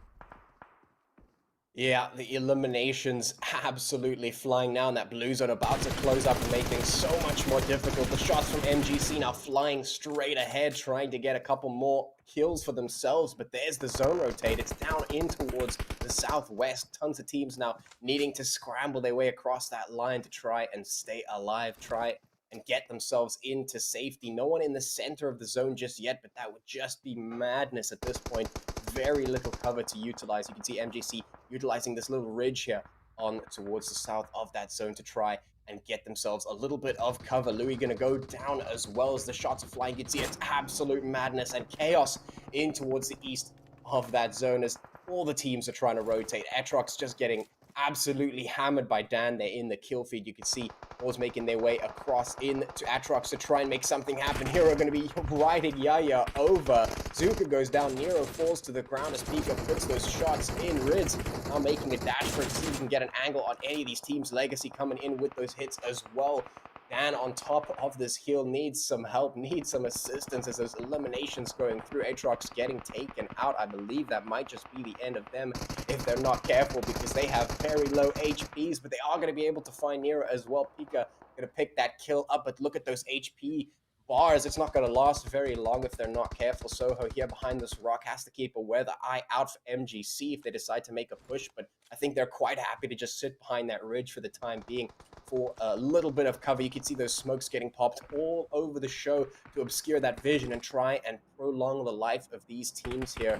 Somebody has to get taken out, and indeed we're going to see Yaya getting taken straight out of the picture. So much damage. Dan jumping around the corner, going to take Peak out. No chance to stay alive here. Dan just doing some serious work for the team, taking out player after player. Now he's turned his attention over towards Soho, trying to carve himself out a little bit of piece of safety here in the zones. You can see these teams squeezing in. 6 teams remaining, 12 players left alive here as the zone closes in once more. Dan honestly doing the most he can for his team right there. MGC popping a bit of smoke to get some rotation in, block those visions in as well, and we've come to a pause as all that action has sort of unfolded for us, but it's that next zone rotations for a couple of these guys that need to come into the smaller circle right there. Legacy picking up Dan finally getting eliminated, and he was doing a lot of work for his team, grabbing as much eliminations as he can possible. 7AOK doing just okay in these final moments right now as we unfold these eliminations for you guys. And it does look like 7AOK, MGC having their full squads alive. It could possibly come down to a 1v1 against these two teams, depending on how these rotations go in for 7AOK. MGC finding a really good split between their teams to cover the paths that they have, or the POVs that they need to require to pick up some eliminations and so forth. The grenade coming in from Mistress, but it doesn't look like that's going to connect on anything. Legacy taking a couple shots here to 7AOK, but nothing serious is going to connect right now. And you can see the team sort of coming together so that they can stick like glue and pick up some eliminations. And nobody really dropping just yet, as a couple gunfire is spread out between these teams left alive right now. 4 teams that is, and you got Exo Paro, who's just comfortably chilling alone over there. Saho on his end as well, and it's 2 solos and possibly a 4v4 that we're going to play from 7AOK and MGC, as a Paro finally finding himself eliminated, and ATX Saho hoping that maybe he can come second if MGC and 7AOK are able to find each other in the battles. And you can definitely see the action here is that they are indeed taking these shots back and front. But it is crazy. Now Saho finally eliminated, and it is a 4v4 between 7AOK and MGC. Who will come out on top is the question. It is the question indeed. We're down to our final 2 teams here. The smokes have been popped all across the board, and now we have to wait and see who is going to make the first move, who is going to outbrain the other team. At the moment, both teams are sitting inside the zone, so there's no zone favoring just yet. It is just going to be a matter of time until one of these teams decides to make the move. Right now, we've got 7AOK and a good spread across with some cover. You can see the shots flying in from Legacy. Kavir with a nice nade onto Syntox is going to knock him over. Luckily, the team is there for the res. They will be able to get it through. Hopefully for MGC, if they want to stay in this one, should be able to pick it up. Some nice nades that go in back as well. 7AOK keeping the pressure on, which is good. See if they can deal with it. MGC Legacy going in for that res, potentially making sure that the smokes go through, but that's the damage done from Breno. Legacy goes down. That's chaos for MGC. They might have just lost too many players here. Kelvin going to find something back to try and turn the tides back over in their favor, and they will find some good damage, but MGC is down to 2 players. They've had 2 of them knocked already. They're under so much pressure. 7AOK keeping up the pressure, making sure that there's a wedge driven in between RAZE and the rest of the team. It's going to make things very, very difficult. Breno gets taken down, though. RAZE making sure that he is laying down the fire there. We are just absolutely going at it, boys. It is ham time right now. These teams are going head to head. Only one of them is going to be able to take that chicken dinner. I think, honestly, the chicken dinner is going in favor of MGC as they managed to revive their plays over there. The tables have turned completely in this situation. 7OK was able to pick up the first 2 knocks. However, a bit greedy and not patient enough. They ran into the open, and MGC was able to pick up some beautiful eliminations for them. Now 4v2, 7OK getting dealt with bombs off the bombs over here, and he's just trying to connect, and I think that actually does manage to get something. Ritz does pick up Caviar, and that is going to be a GG's in the books, as all the teams, MGC now pushing up on the last remaining living player of 7OK, and that's gunshots left, right, and center, and a winner chicken dinner for MGC. Woo, what a fantastic game on our hands over there. Oh, and some nice kills in the pocket as well. We were talking about a good balance, and that is a pretty good balance, if you ask me. Quite a good number of kills going in there. Plus, that chicken dinner is going to give them quite a nice point boost to start things off of. I mean, that's definitely the way that you want to start off a Super Sunday like this. Yeah, I mean, these are some of the Inkosi teams that we expect to do well, and they are showing up to par now. It is MGC and 7OK in first and second of that game number 1. But will the kill points for 7OK be just enough to remain second on the overall leaderboard? We'll just have to wait and see. Yeah, while those standings are being calculated and everyone's getting ready to show us quick math, I think that's quite an interesting game. I mean, looking at it, a lot of Inkosi teams obviously in the ranks there, and some of them are doing really, really good. Some of them are actually picking up their socks today. It's good to see 7OK in that position. I haven't seen a lot of I don't know, it's like our Inkosi teams just sort of fell off, whereas the first day, it was all Inkosi teams that were putting in the shots. So it's good to see that those that energy has come through to the last day, to the Championship Sunday. Super Sunday is here, and Magicians will be taking away that first spot. Great to see them back into their previous form, leading the pack with 28 points. In second place, of course, it's Seven Sins Art of Killing with 19. Atrox in third place with 12. Drogons in fourth with 10. Citizens Gaming coming in clutch for Dr. Sid there in fifth place. Exo Redefined making up your sixth team. RAZE Clan in seventh, and YONKOUS rounding up your top 8 for the first map of the day. So far, I'm I'm quite happy to see that many Inkosi logos up there. It's good to see that a lot of these teams have suddenly just brought the heat. Rain from Hell in 9th place, ScrimFarmAF in 10th, Gorilla Glue Esports in 11th place, Active Gaming still in this in 12th, Black Crystal in 13th, Blank Legion in 14th, Toxic Esports in 15th, rounding up there with Not Gaming in 16th. A little bit quiet for Umzansi teams. Actually, what are you thinking about that? I am trying to remember if we saw every single one of those teams in the game. I'm not sure if we did. I don't recall seeing Not Gaming. Maybe I just missed them. I was looking, but I guess I'll have to take a look at the next map. Of course, that MVP going into the hands of Legacy from the Magicians. 6 kills, 690 points of damage, 26 minutes and 21 seconds of survival time coming out there, which is to be expected from a team pumping out quite a performance in that first map. But yeah, I don't know. I'm going to have to double check to see in the next game whether we actually have all the teams in, because I know some teams have disbanded since the end of the previous season of Umzansi, and I know some teams aren't competing anymore. So I'll have to double check on that. But in terms of if they are in the game at the moment, presuming that they are, then yeah, we want to see a bit of a step up, man. You know, we've seen these names before. We've seen them put some good performances down. I want to see a little bit more out of them. If they're not in the game, well, then that makes sense why they're not putting any points on the board. Huh? Woo! I don't know. I mean, Magicians, coming back to their former form. I'm glad to see they're active again. What do you think about the Inkosi teams? Do you think they're ready to play today? Honestly, I mean, it's come down to literally today. So definitely, you are seeing MGC, one of the consistent teams in the Inkosi, who literally stole that lead from YONKOUS. But YONKOUS still finding themselves in the top 8, which is fantastic.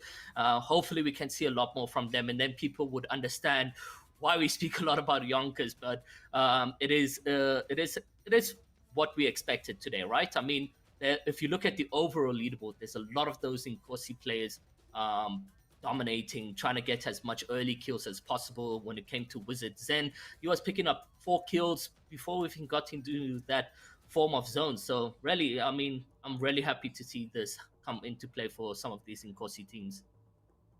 Well, with that being said, the first map of the last day of the promotion relegation matches for Umzansi Season 4 have officially come to a close. We're going to be going to a short break, but if you want to check out any extra content, make sure you go check out the new Nodwood Gaming Africa website. They've got all the extra content there and details of upcoming events, so definitely want to go check that out. For the time being, though, stay with us. There's still a lot more action coming to you right after this break.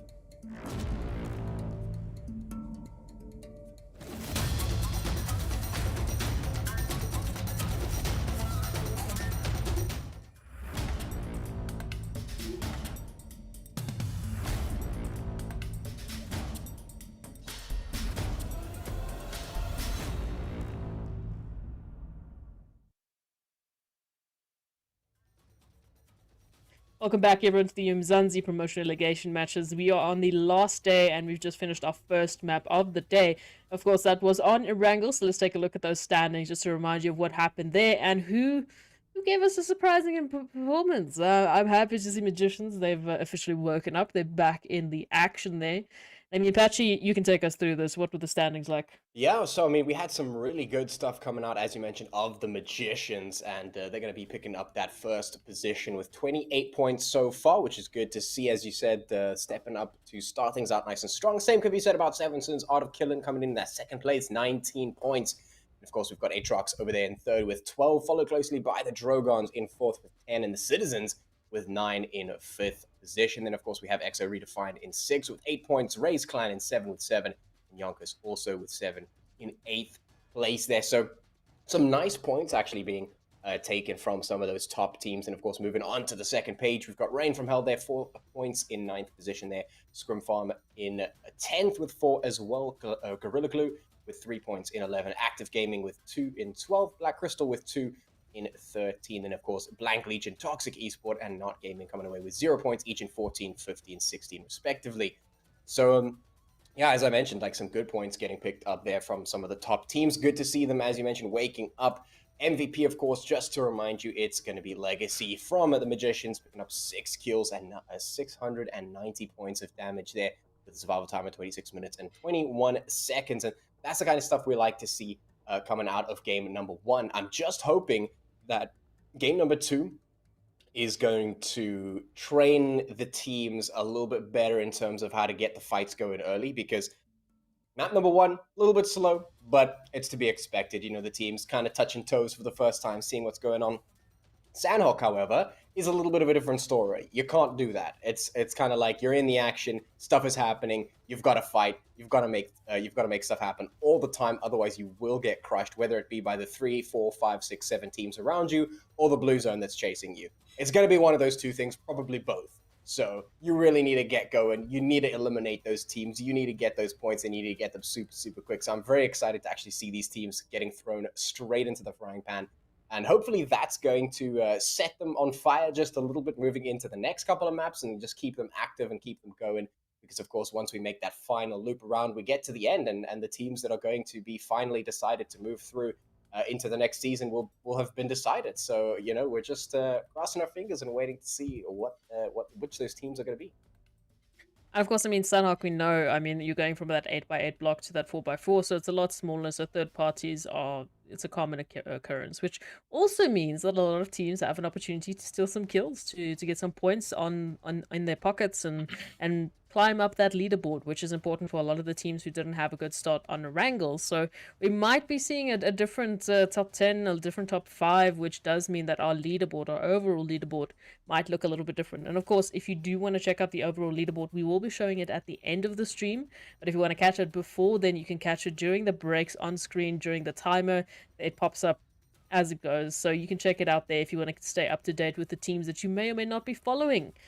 And I mean, Iro, if we're looking at it, our Inkosi teams put up a really good fight there for the first map of Erangel. Do you think they have what it takes to do the exact same on Sanhok, or will we be seeing a rise of Umzansi? I mean, it's no mistake why we call them the Magicians, right? Yesterday, they didn't come up to par, but today they pull a rabbit out of the hat and get a winner chicken dinner. So, I mean, we can expect some of these Inkosi teams, such as MGC, stay consistent. I am hoping so. I mean, the top 8 is no secure. I mean, you're looking at what, YONKOUS with 7 points, and below 8 is on 4-3. So literally anyone can steal that top 8. It is a matter of, like you mentioned, stealing those kills, third partying, those quick fights. That's going to secure you the advantage going into game number 3. It's just, it's scary that, you know, you YONKOUS, you're shaking in your boots. I mean, maybe those boots need to start double keying, if that makes sense. And hopefully we do see a lot more action from the bottom 8, if that makes sense, so that they can try secure more placement points, kill points, and so forth, so that they don't need to be so worried. Like MGC is happy, like, breathe a moment. We've got a winner chicken dinner. We've got some kills in the back pocket. I mean, 13 kills, if I'm not mistaken. They're very much happy, so they don't need to worry too much going into this map over here. Well, speaking of the map, here it is. Sanhok is officially going down and starting. It's going to be Patchy, it's going to be Iro taking you through all the action on our second map of the last day of Super Sunday. It's going to be good. Stay with us. Patchy, Iro, take it away. Woo! Let's go. Let's go. Map number 2. It's Sanhok, of course. None other than the CQC map of our dreams, where we see lots and lots of death and destruction, which is exactly what we want to see for these teams. Yeah, we do not want to see them settle. We do not want to see them comfortable. We want to see them shaking in their boots. We want to see them getting absolutely clapped right now. These teams need those points, and we need to see them fight because of it. So let's take a look and see teams dropping down onto the map, making sure they're getting in nice and quick, and hopefully we start to see those fights breaking out soon. Otherwise, we're going to have one hectically chaotic game here. Ooh, RAZE already finding themselves sort of contested in this position over here. Black Legion being taken out quite early by Legacy. If I'm not mistaken, BL is Black Legion. Black Legion, yeah. Yeah. So they finding themselves sort of scuffed up moments right here against him, the Inkosi team. But it's Rian and versus RAZE right now, which, you know, anything can break down and go into gameplay over here. Sort of spread out quite decent is Rain, and he's got that grenade as well, sort of just put the pressure on the players over there. But it's Sanhok, guys. You gotta take these fights quick. There's no sitting around and waiting for whoever makes the next move or whatever the case may be. Teams around will immediately come to a third party, and talk about a beam coming in play from Jay Hin. I hope that's how you pronounce it, or Jin.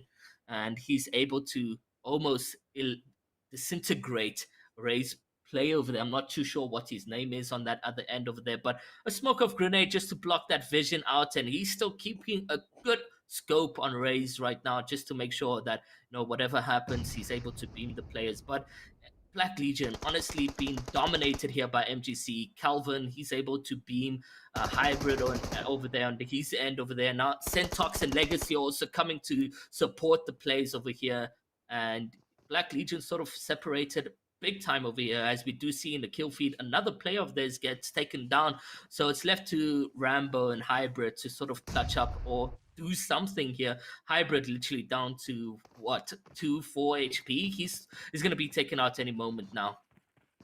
Yeah, a nice little tussle happening up here in Camp Charlie, and a little bit of damage being done to Syntax here, but the Magicians have this one in hand for the time being. They've got the numbers advantage, and they certainly have the tempo for the moment. They're just going at it straight away, looking to pick up a couple more kills from the Blank Legion here. Rambo and Hybrid on the back foot. Very low HP for Hybrid. Rambo is the only line of defense here for Blank Legion to separate them from the inevitable demise of that zone. Oh, there comes Eisenberg trying to keep himself alive, but he's just going to get overwhelmed. In come the quick peeking over there from a couple of those players, and they're just going to take him down super quick. He's not ready to handle too many players pushing them at once, and up comes the pressure from Rambo. Syntax going to go down. The Magicians need to be careful not to lose grip of this situation. Rambo might just Rambo it out and take down too many players with him, but no, he will get punished. He will get taken down, and a Hybrid trying to rectify the situation is going to get immediately taken down. The Magicians will handle the situation, and they will win the fight as well. Yeah, amazing scenes coming out from MGC. They continue to dominate over there, getting themselves, if I'm not mistaken, 3 kill points just off the off-spawn situation. And that's how you take a fight in Sanhok. Quick, done and dusted, and you move on to the next, because third parties are invitational here. I mean, if you take too long on a fight, you're missing on the opportunity to, you know, get kill points and possibly just get it third party. So very successful coming out from MGC over there. Jahin or Jin and them, they still sort of haven't gotten those kill points from RAZE right now. RAZE perk, Jahin, and this also sort of somehow scuffs up their game, because they're not looting, or they, you know, they've landed at such a small PRI that they don't have any consumables going into the end game. They're dealing damage left, right, and center. Therefore, already have used most of their consumables. So it's just going to be tough now rotating into the end game. And you can see Kaito, he's able to pick up a knock on his end over there. But will they go for the confirmation and thirst is the question. and you can definitely see Jin now dead and about. So that's gonna definitely bring some question marks around Rain. What is the next couple of plays that they can do in their books?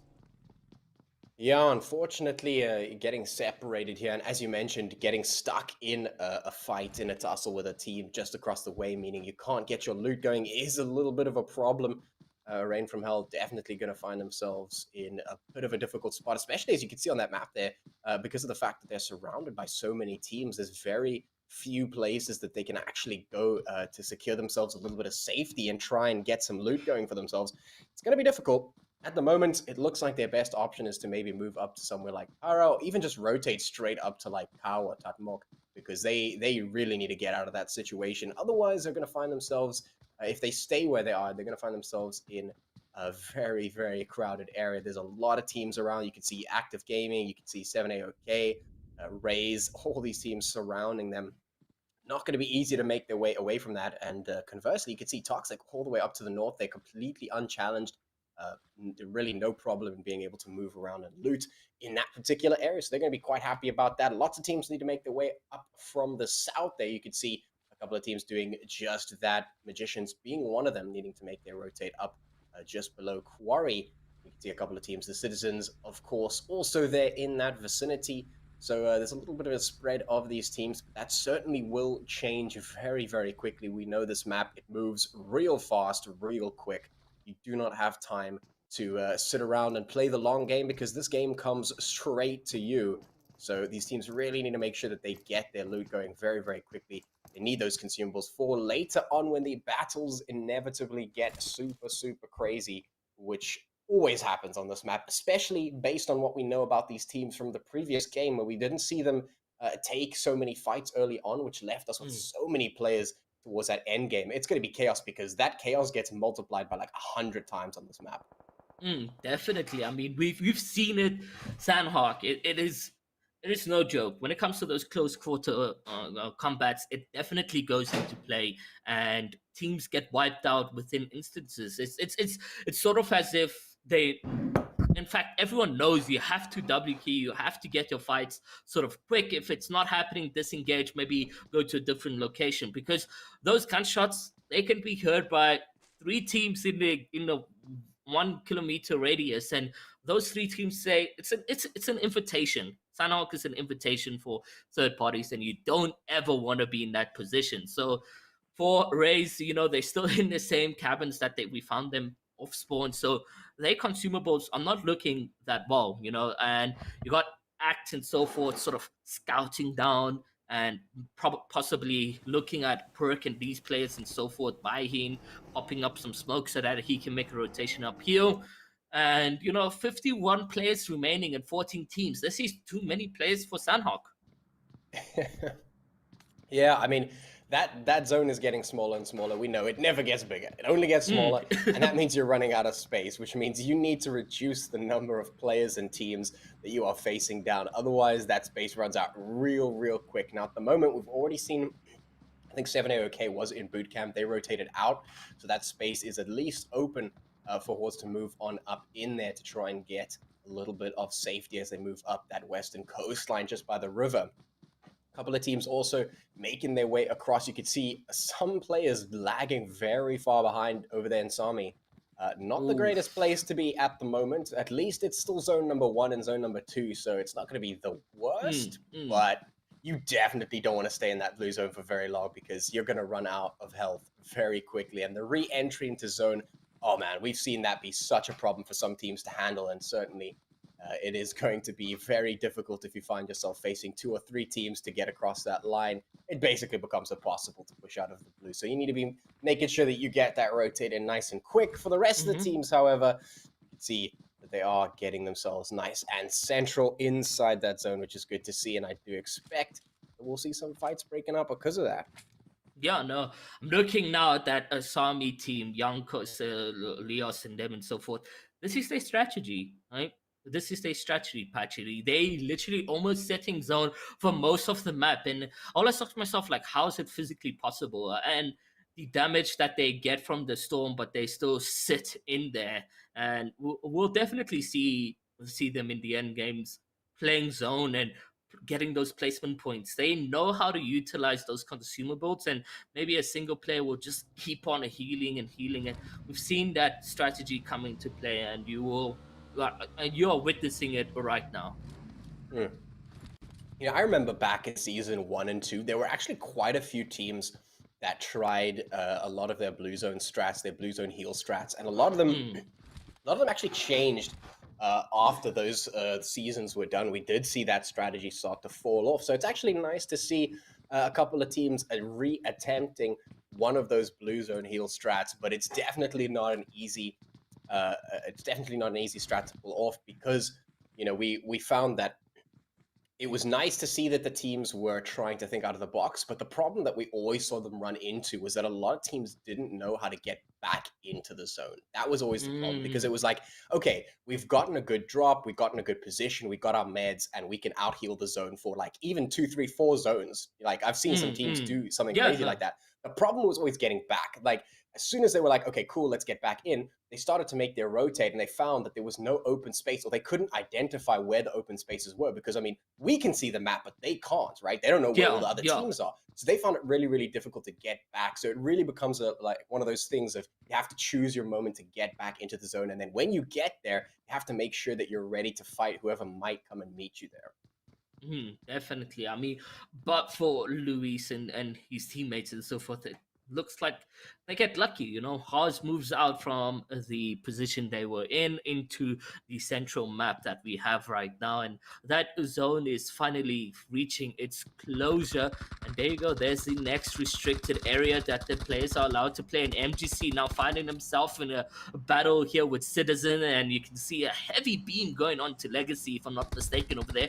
He's lost a lot of HP and now needs to use those consumables to get back into a good position. But a good response from Citizens here. They are dealing a lot more damage and trying to set dominance in game number 2. I mean, this is, you know, they probably looked at the overall leaderboard and like, guys, we are from Umzansi. We got to show these Inkosi players and teams how it's done. And maybe we do see a redemption coming in from Citizens. Do you see something like that coming into play?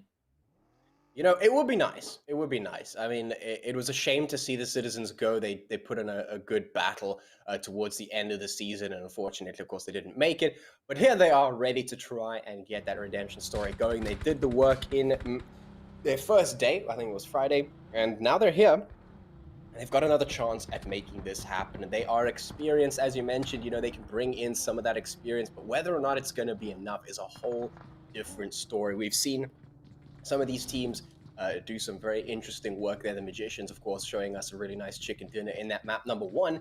Now we've got the Citizens slap bang in towards the middle of the zone there, in towards Paradise Resort, where we just have a ton of teams. You can see Atrox now taking the fight with Rain up there just in towards the south of Tadmok.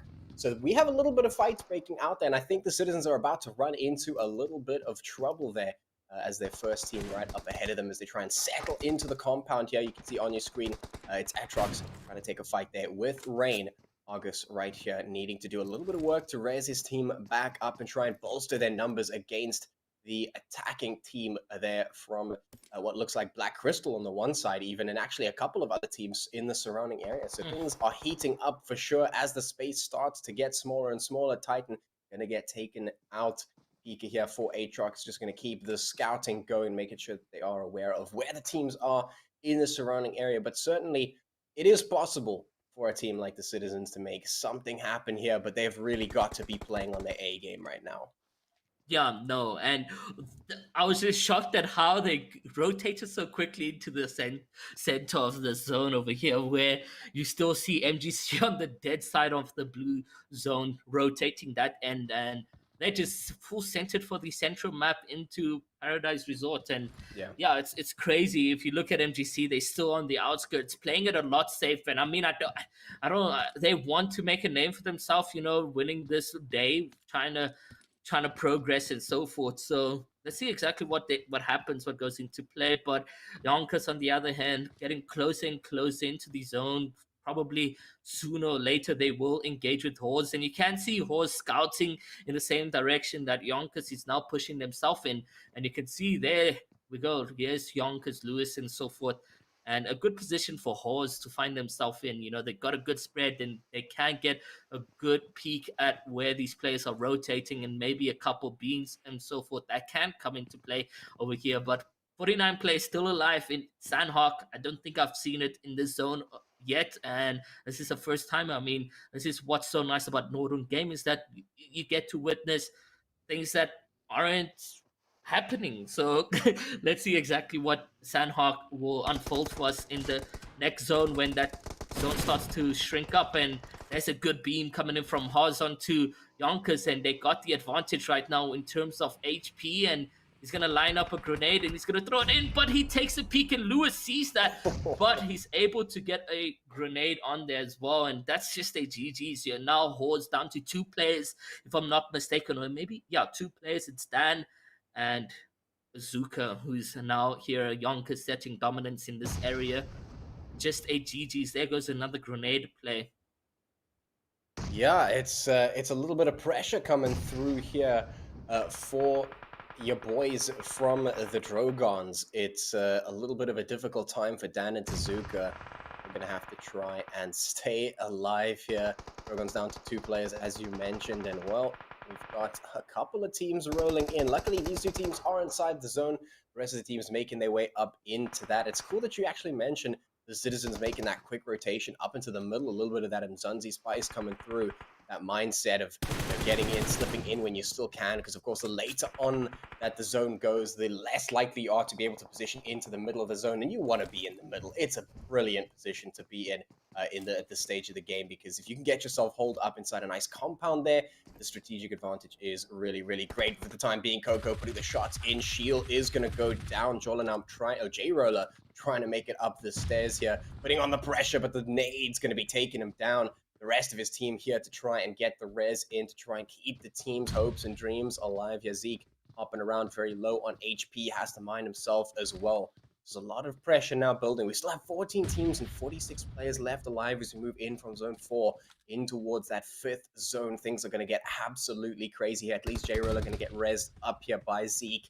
So the team is keeping themselves alive, but they are certain to run out of meds really, really quickly if they're not careful. Wizards in up here putting on the pressure. There's a lot of teams in the surrounding area, but Zin all the way to the top of this building trying to keep himself alive. Mollies have been popped as well to try and just zone them away for the time being, but certainly I think his days are numbered for what it looks like. It definitely does not look good on Wizards Zen, but it gets he's putting a lot of pressure on these players right now, and he's staying on the very top. And I mean, you can only do so much as an individual against a full-on squad right now, but he seems to be playing it quite safe, and they don't really know his quite location over here. Maybe, yeah, they're just taking up some pre-fire shots, and there's Wizard Zen now taking the shots on J-Roller. J-Roller gets eliminated, and there's Zeke as well. Wizard Zen honestly being a wizardry with his ammunition right now, but Trip comes in from behind and is able to eliminate what would have been a spectacular 1v4, but unfortunately that just not comes into play right now, and Wizard Zen will be eliminated. He's a really good player when it comes to his shots. I mean, he just took down 3 out of 4 guys. He was super close. That was very, very close for him. The HP just wasn't in his favor, unfortunately, so he couldn't make the magic happen. But speaking of, now, of course, we have some pressure coming through here as well. The Drogons on the back foot. Dan taking quite a bit of damage. Zuka now also trying to keep himself alive. Going to be jumping out of this building, looking for something around the outskirts, spotting the players that are infiltrating his building, pushing very, very quickly. Dan might not be in the best position. In fact, going to get caught out as well. Zuka not going to absolutely find his way as that blue zone washes over and he loses the fight. Too many players jumping around at him. And unfortunately, when there's just so many guns jumping at you, you can't handle them all. 11 teams now remaining, 37 players. Is that kill feed going absolutely nuts? The teams are squeezing themselves inside of that zone, trying to give themselves a little bit of safety in the chaos that we know Sanhok to be. Perk gonna go down. Ted Bundy also gonna hit the deck there. Active Gaming getting assaulted. August putting the shots in. He will get taken out though. as Bihan putting in the shots towards Lusaz. Zadie going to go down. Lusaz getting immediately clapped back by Bihan. Althea going to go down as well, as the fights now here breaking out on screen as well. Absolutely nuts. Seven trying to keep himself alive. 7 AOK pushing up into that direction as well. Things are just absolutely exploding all over the map. Now 7 AOK taking quite a bit of damage here, pushing up, but there's so many teams in the surrounding area. I mean, these guys are just having to deal with threat after threat after threat. Nice nade going through as well. Could do a little bit of damage. Coco almost going down. Man, oh man, what a situation.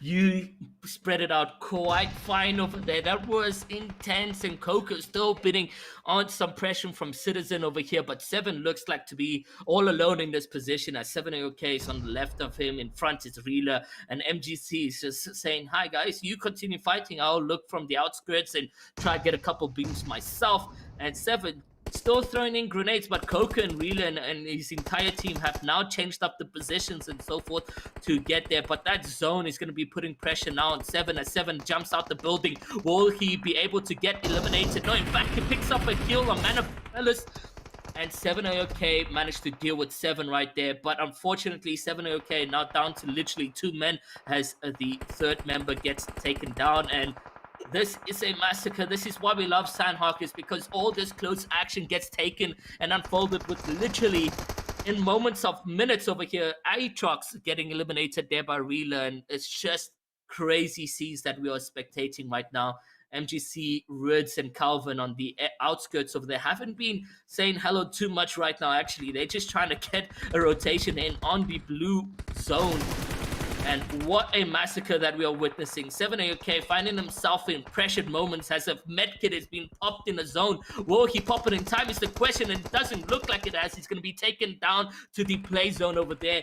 Trip, Coco, Zeke, all literally one shot over here, almost eliminated. It does look like Reeler also getting taken out completely. And now we are down to 8 players. Oh man, another one bites the dust. 4 teams remaining, 8 players left alive. And now you can just look at the positioning for yourself on that mini-map. Hireki sitting quite happy right here with his scope trained towards Kelvin there from the Magicians, who have made it up this far but not going to make it further unless they have anything to say about it. Nice shots coming in their direction as well. Not going to give them anything for free, but they have zone control. Toxic in a really good position. They've got the numbers advantage as well. But can they leverage it is the question. Joman going to actually take Reki for a little bit of a ride there. That's going to leave them in a little bit of chaos. Mr. Raji has to abandon Bash.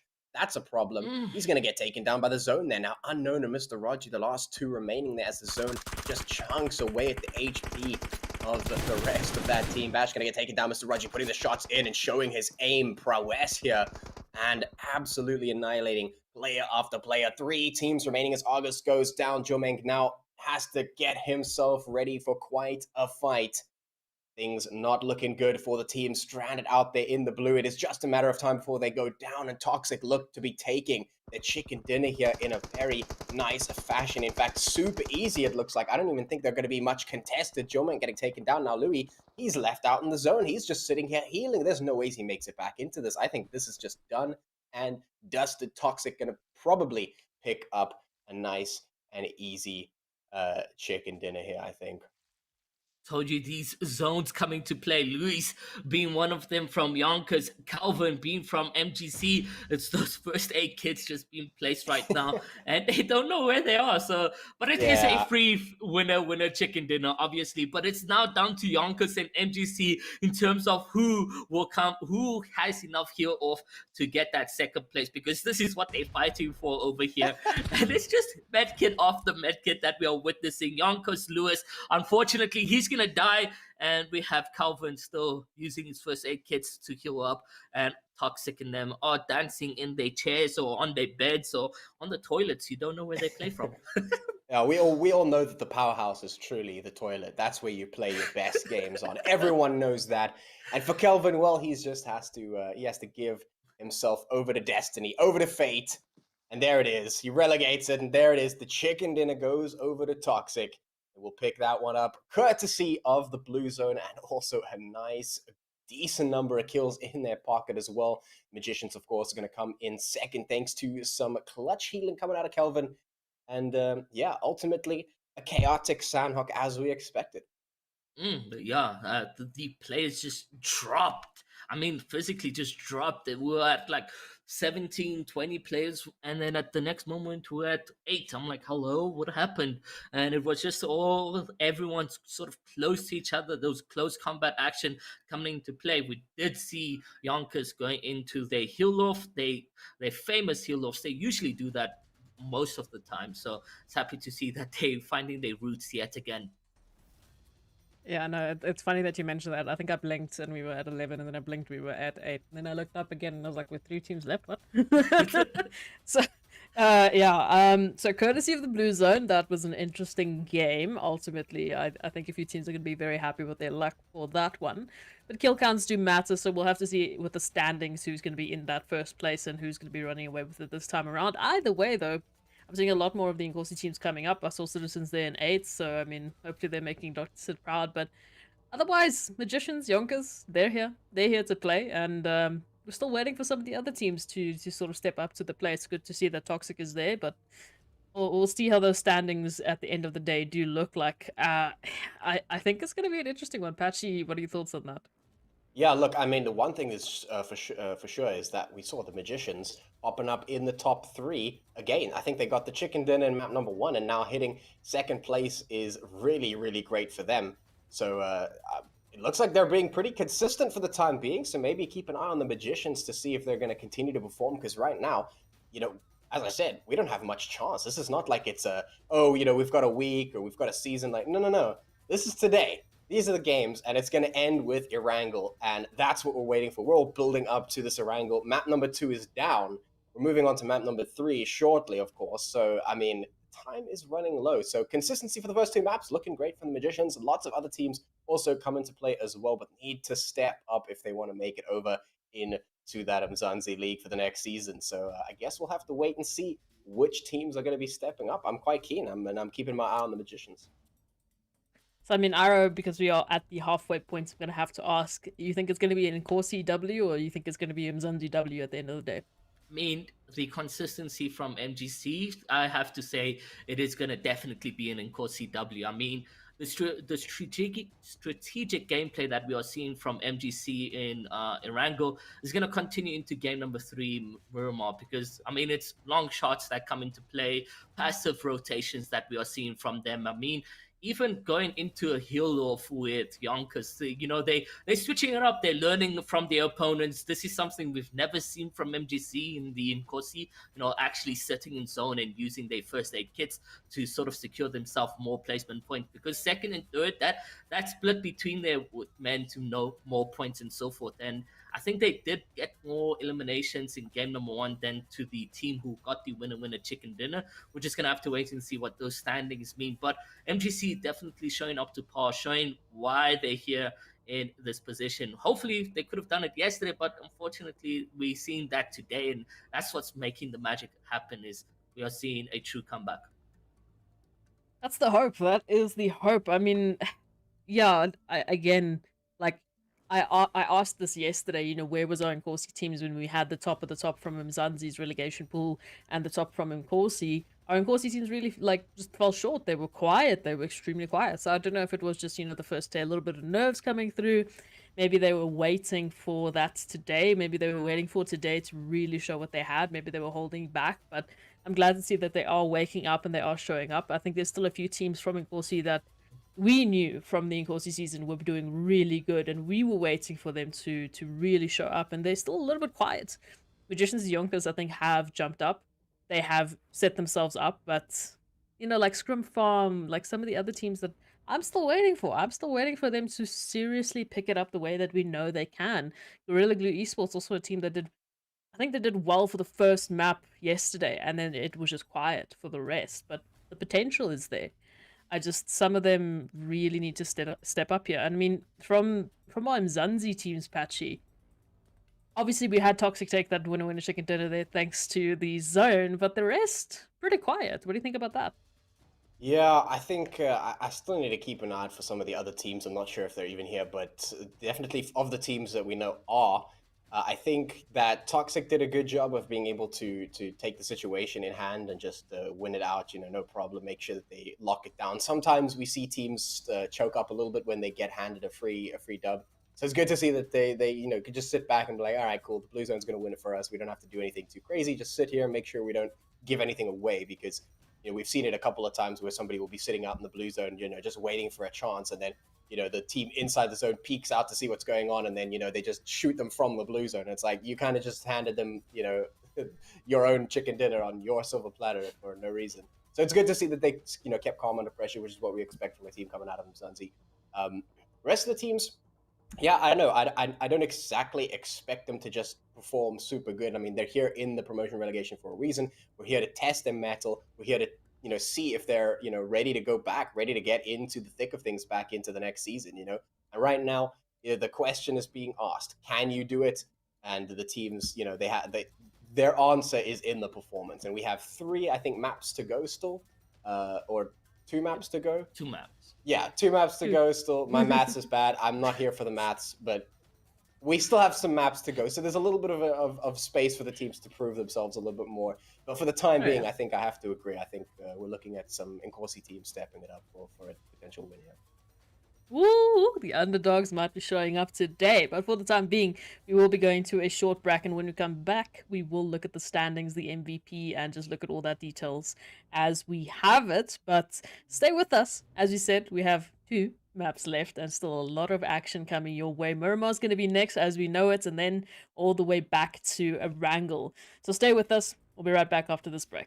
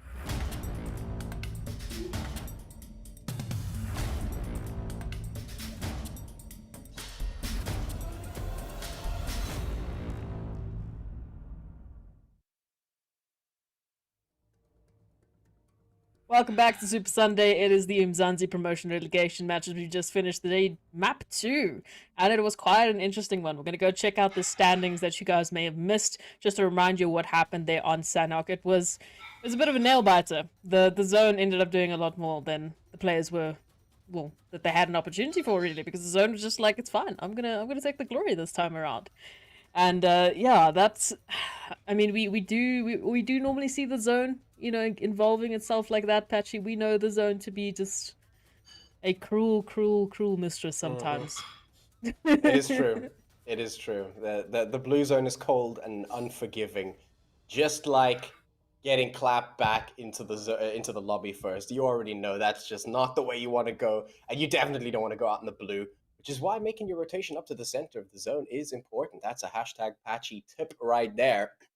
But speaking of, we're going to be looking at that scoreboard. Toxic Esports sitting in position number 1, 26 points. That's looking nice and spicy for them. The Magicians, of course, coming in second place with 19 points, looking good for them. That's some nice consistency. YONKOUS, of course, coming in third place with 16 points. There are lots of talk about them, and here they are up in that position number 3. The question is, can they keep it going? The Gorilla Glue coming in fourth place with 14 points. Rain from Hell with 10 in 5, 7. Sins Art of Killing in 6th position with 7 points, and then Atrox in 7th with 6 points, and then RAZE Clan coming in 8th position with 4 points to round out that first page of the scoreboard. Moving on to the second page, of course, we've got Active Gaming in 9th position with 4, Citizens Gaming in 10 with 2, as well as the Black Crystal and the Drogons with 2 points each in 11 and 12 respectively. EXO Redefined coming in 13 with 1, and I think these teams here, the Not Gaming, I don't think I've seen them in game, so I'm not sure if they're performing out here. Blank Legion, and of course ScrimFarm in 14 and 15 there, so 0 points for them for that game. And yeah, like I said, if they're in the game, they need to be stepping up. See the Drogons and the Citizens, we need to see a little bit more coming out of them. I'd like to see a little bit more coming out of them. But of course, your MVP, it's going to be Reki from Toxic. 4 kills, 837 damage, done there with 21 minutes and 36 seconds survival time. Moving on to Miramar, as our third map is going to be the testing ground for sure, because now these teams need to be on point with those long-range shots. They need to have those shots down. Their aim needs to be absolutely cracked. Their positioning needs to be good as well. You cannot have bad positioning on a map like this. Rotations need to be good as well. So I'm looking forward to it, I must say. Exactly that. I'm happy to see some of the Umzansi teams actually picking it up, and Toxic Esports are definitely going to be happy with those points that they're taking away to get themselves on the leaderboard, push themselves up. As we go to our third map at this point, it's still anyone's game. I mean, the overall standings, I'd say, are pretty close at this moment in time. The only team that, as we mentioned, have been pretty consistent, it would be Magicians and YONKOUS, actually. The two of those teams, they've been pretty consistent, so they might be one of the teams, currently leading the pack, maybe running away from the others. But for the rest, I mean, remember, it's top 8 that go through to Umzansi. You just need to get into that top 8 at the end of these 4 maps, and then bam, you're in Umzansi. You don't even need to worry about first place, second place, etc. Just get in that top 8. And for a lot of these teams, especially with some of the teams not actually taking place, it means that they got a better chance. It means that they have a better opportunity to get themselves a slot for Season 4. Now, Ira, I'm going to ask you, since you've watched these Inkosi teams, you've seen them grow, you've seen them get better. Some of them have had worse days, some of them have had amazing days. From what you've seen of our Umzansi teams as well, do you think that these Inkosi players have what it takes to, kick it with the big dogs, actually take a few wins away from the Umzansi teams? I mean, right now we cannot say which Inkosi team, whether they get into Umzansi, will be like dominating that league or whatever the case may be. But for today, Miramar, it takes me back down a memory lane in the Inkosi weeks that we were spectating. ScrimFarm was one of the teams right there to get a 20 bomb in Miramar. So maybe a comeback potential coming in for ScrimFarm. They also seem to be the teams that, sort of die off spawn game 1 and make a comeback game 2 and 3 and place top 5 or top 10. They usually have those pop-offs towards the end, and hopefully, and I'm praying that they do so, because they've been quite off in game 1 and 2. I mean, 0 points in game number 2 from ScrimFarm. I mean, Proxy, these are the names that we celebrate sometimes getting a winner chicken dinner, but not here in the promotion relegation of format. Yeah, it is a bit concerning that some of these Inkosi teams that were so good and so consistent throughout the season are struggling a little bit. And it could be, the adding of some of these other teams. It could be now that we are in this pressure situation and it's coming down to the final stretch. Maybe the pressure is getting to them just a little bit more, but hopefully they will be jumping back on Miramar and be back to their fighting standards. It is the hope. Actually, from your side, you've seen the Inkosi teams, you've seen the Umzansi teams. You know them pretty well by now. What do you think? Do you think we can see a very good competitive season 4 with some of these Inkosi teams? Well, I think we could definitely see some nice performances coming out there. I think there's potential. I think I have to echo DK's words when I say this. There is potential. I don't think they're gonna have a great time straight off the bat, but I do think that there is potential for them to tussle with the big dogs, and I'd like to see it. We'd love to see it. Miramar is here, ladies and gentlemen. It is the third map of the day, so we are getting very close to that final stretch. Who's going to be your top 8 going through and taking the remainder slots of Season 4 Umzansi? That is the question we're all waiting to hear. Iron Patch, you're going to be taking you through this beautiful journey and taking you through all the action as it happens. Guys, take it away. There it is. Thank you so much, S-Proxy. It is map number 3. It is Miramar. We are heading straight into it. Our flight path taking us across there. Teams going to be dropping nice and quick, of course. The flight path has taken us a little bit more southeast, so we're not going to get some big northwestern regions there like El Pozo unless the teams decide to rotate, which we did actually see earlier on in map number 1. We did see some nice early rotations when they saw the good zone drop. So maybe we'll see that happening again, potentially.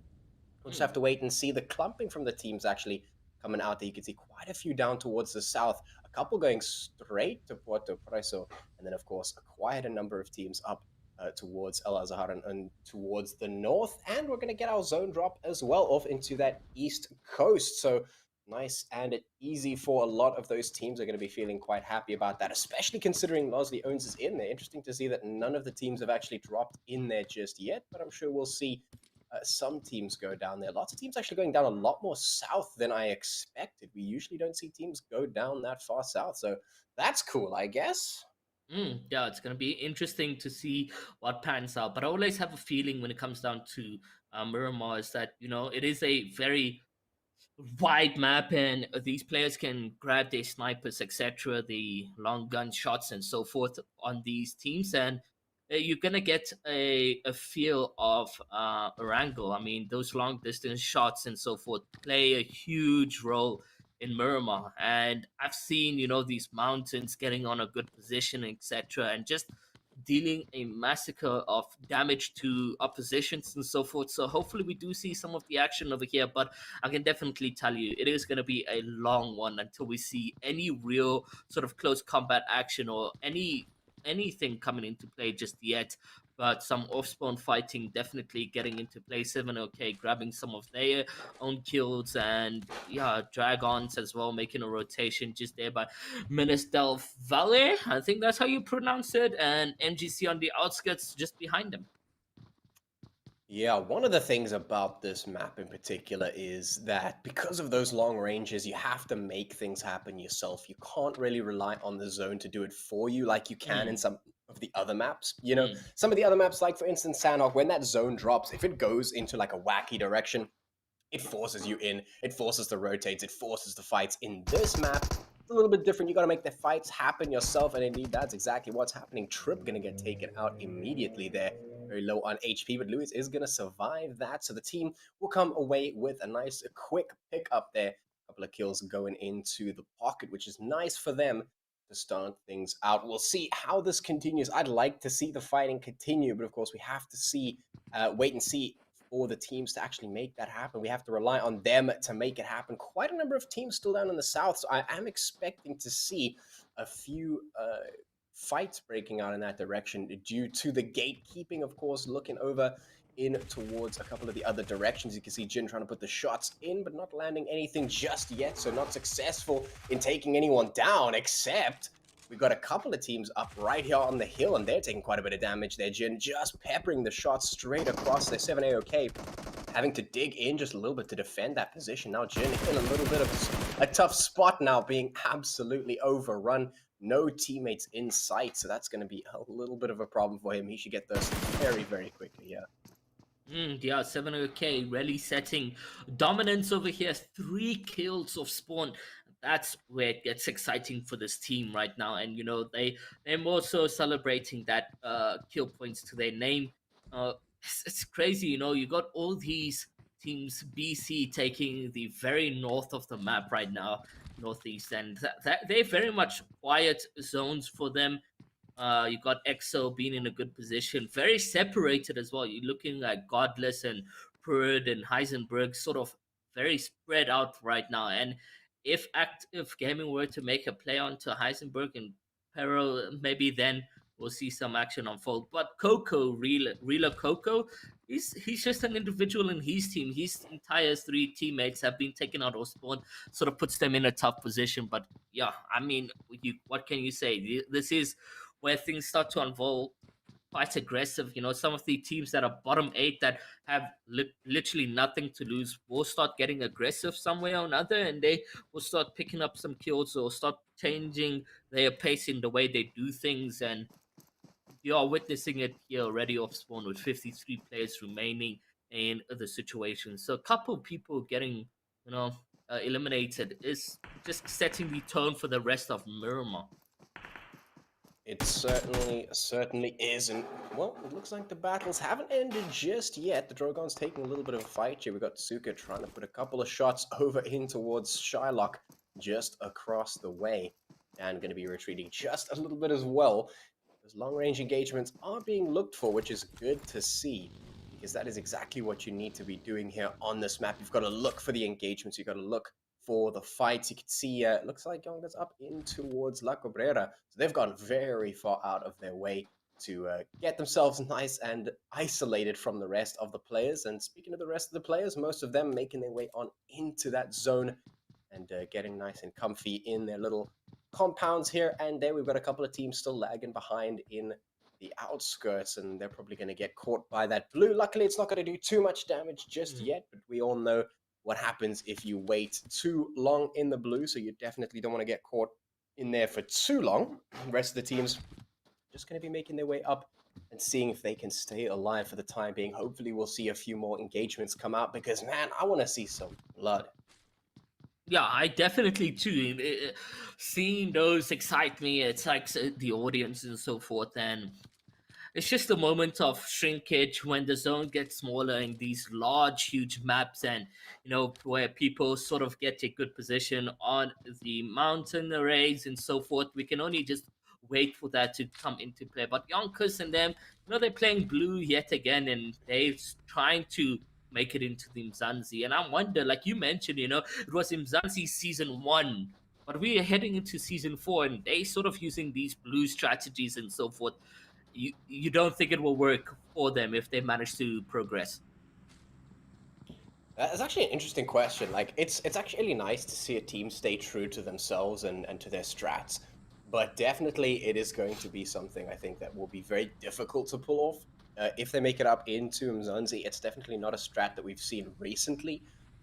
It does come into play, but what I've actually noticed about that is that teams often find that the strats that were so tried and true previously for them, once they move up into Umzansi, it becomes more of a piece of the puzzle rather than you know, a mainstay. It's not a thing that they just use all the time anymore. It becomes part of the puzzle that they piece together to make you know, a really good strategy. Because you'll notice that a really good, well-versed team up towards the top ranks of Umzansi, they're able to do the blue zone strat on the fly. They're able to say, okay, we actually need to be in the blue zone right now, because if we try and go back into the zone, we're going to get clapped because there's like 5 teams there. So we can actually go out into the zone, go around, and then come back, you know, or just be able to adapt their strategy on the fly. And that's really what makes or breaks a team. So yeah, it's going to be interesting to see. I mean, most of the teams, you know, if they've got that mindset of, you know, can we adapt and change our styles? Can we learn?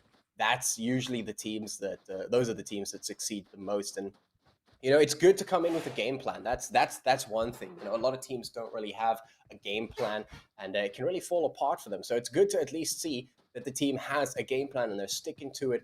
And that definitely does help moving forward. It definitely shows that the team has a good direction, which helps big time, because you need direction. You've got to pick up those placements, got to pick up those kills. It's hugely important if you want to advance. And now, of course, we've got that blue zone shifting down towards the southeast, going to push some of those teams a little bit further along, trying to get them down into that area to make sure they get nice and close and comfy with one another, and then they can exchange a few shots of lead. And Rid's actually going to get pumped by Dan straight away. So there's a couple of battles now taking place already, which is good to see. Hopefully we'll see a couple more breaking out, because 15 teams and 51 players is not in. I don't like that. I want to see those numbers getting shaved off nice and quick.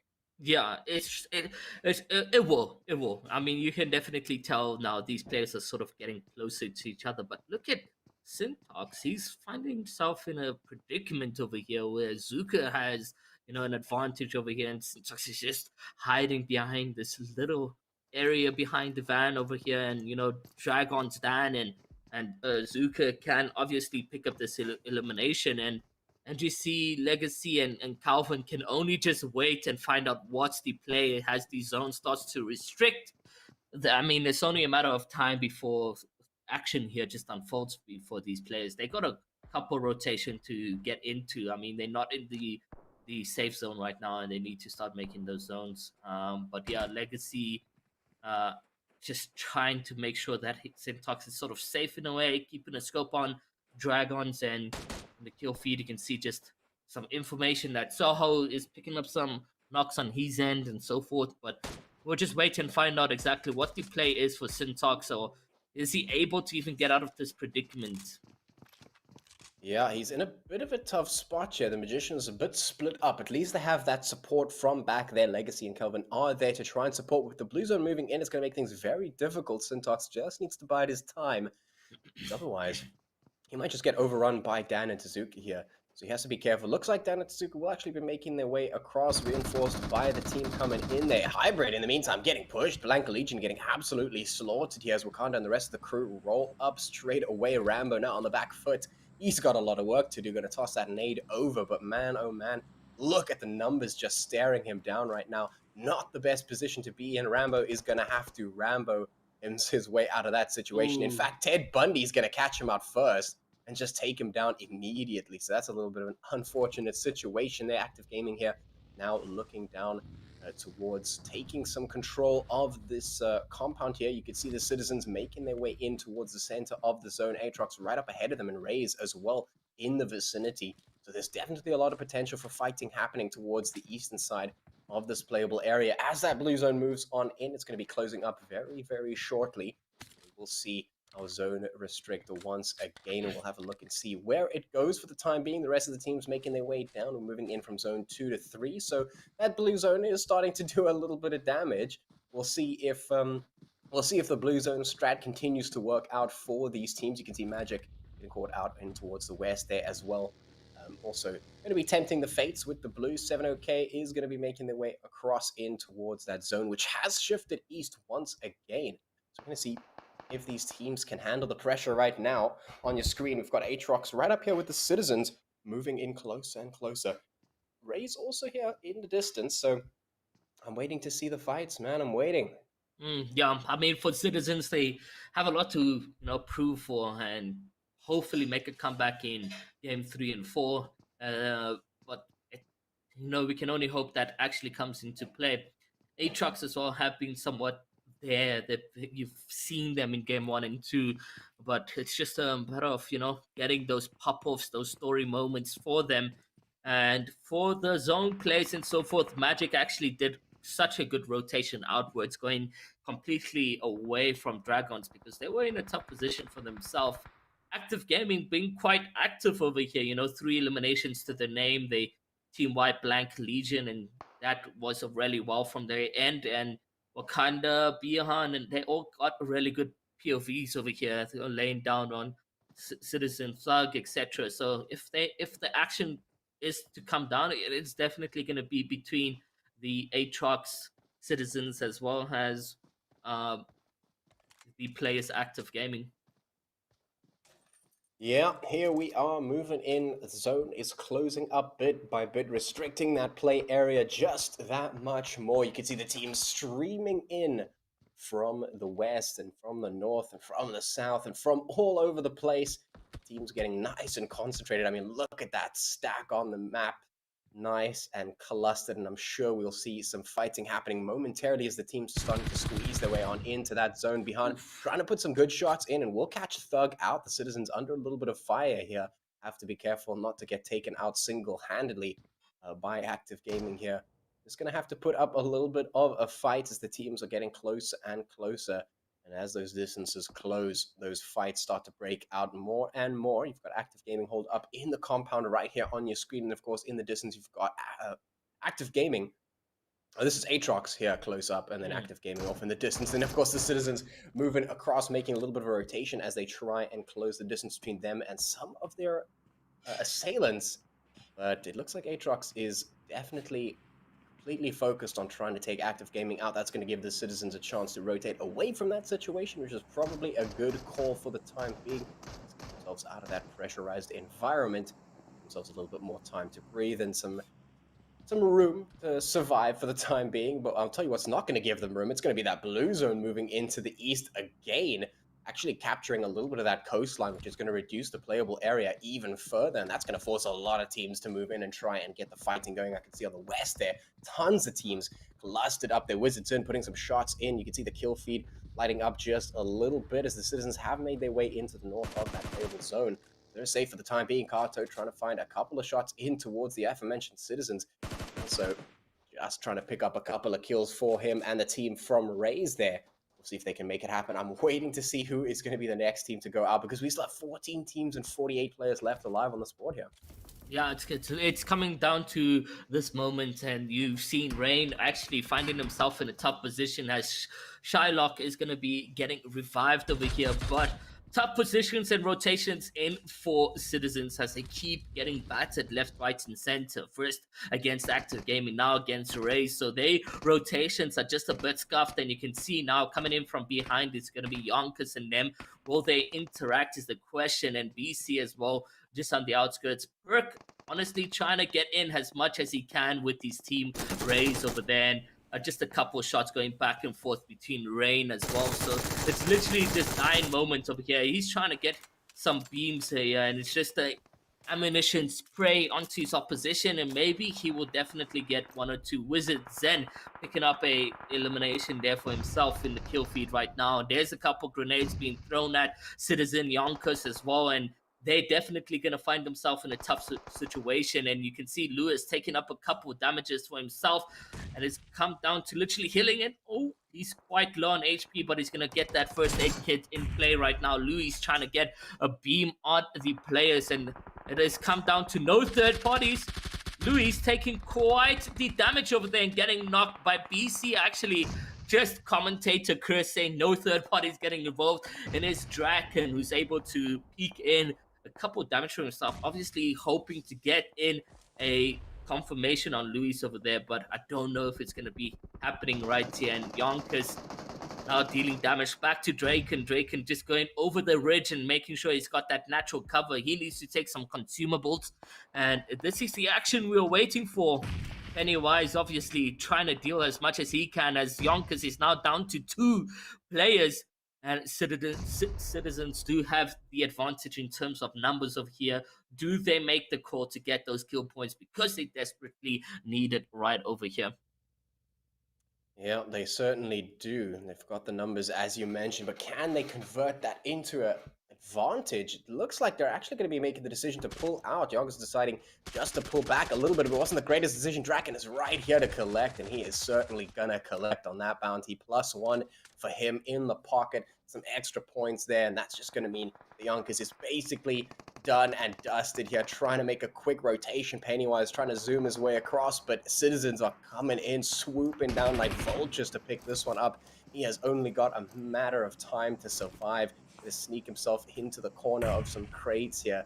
And and hope that it's enough to stay the hand of the Citizens for the time being. Titan going to move up the Black Crystals, just putting some shots across as they make their rotation, as that blue zone is forcing them forward. Zaylee going to get taken down by Kato as the rotation is punished. Pennywise now under some serious pressure, under fire, not going to be able to deal with that situation. Too many crosshairs pointed in his direction. You can't kill 3 people at once, unfortunately, so he will go down. Now the Citizens find themselves under fire. Hello, third parties coming through immediately. You can see that shift of the zone has moved slightly towards the northeast, keeping the pressure up on these teams as they are not going to be able to swim around on the sea, except for Coco, who has decided to do just that. The rest of the team's getting absolutely hammered by fire from all different directions. Mr. gonna go down. Neon also gonna fall, as well as the Citizens trying to get into safety, but they are under so much fire. See you later. Trying to put a couple of shots in their direction. That Mini 14 going for it. Shield putting the hits in towards British, and here comes some more shots. Neon getting taken down as well, potentially. Yaya gonna go down as well to Shield. Neon hits the deck, and man, oh man, we've got 10 teams left. Those numbers are going to be dropping super quickly. You can see the rotation across the screen there as the teams try and squeeze their way up into that zone. Time is running out, space is running out, and now these teams are running out of HP and numbers as well. 29 players left alive. Shield going to get taken down immediately. Atrox trying to survive amongst the chaos. RAZE putting the hits in as well. That's USAS just trying to find something through the smoke. But man, oh man, look at this chaos. And this is exactly what we expected out of the slow early game. Definitely. I mean, these players sort of giving each other those third parties, fourth parties, call it fifth parties if you want, but those actions were literally unfolding for us. Rain getting in a couple of shots. Citizen 7 now finding himself, as well as Thug. I mean, RAZE is just here to say, Citizens, it's time to be de-relegated, and we can only wait and find out exactly what will happen. But I'm liking this confidence we are seeing in RAZE in this game over here, as they just keep on picking up numbers and getting their confirmations. There's just a 7 over there to get eliminated and confirmed on their end. 11 trying to deal some damage now onto Kato, but unfortunately it isn't going to be enough, and we can only just wait and see what the final decision makings will be from RAZE. Will they show some mercy to Citizens, and will Citizens be able to grab themselves some placement points is what we would hope for. I mean, the game 1 and 2 just not going in their favor, but here 11 trying to respond back with some gunfire onto RAZE and keep that pressure on as they try to revive their place, and they do so successfully. 7 is back in the action over here, and he's able to, see, maybe position themselves into a better fight over here against RAZE, and they're going to start making those rotations, but they're going to get tagged up quite severely, and 7 again finding himself being knocked over here. Kato honestly putting on a lot of pressure onto Citizens. In fact, the entire RAZE team is just saying hello to Citizens right now. Atrox could possibly get involved over here as well as C, but C actually down to literally a single individual. They don't want to put any attention onto their name, so I don't think they're going to get involved in any fight whatsoever. 7 AOK picking up some kills on their end. Dragons being unlocked over there, and now we are down to 21 members and 8 teams, and Atrox, Yaya, and them, they're also looking very much confident, having a full squad on their name. So we are going to be getting into some tough situations, as we don't know really what's going to be happening in these final moments.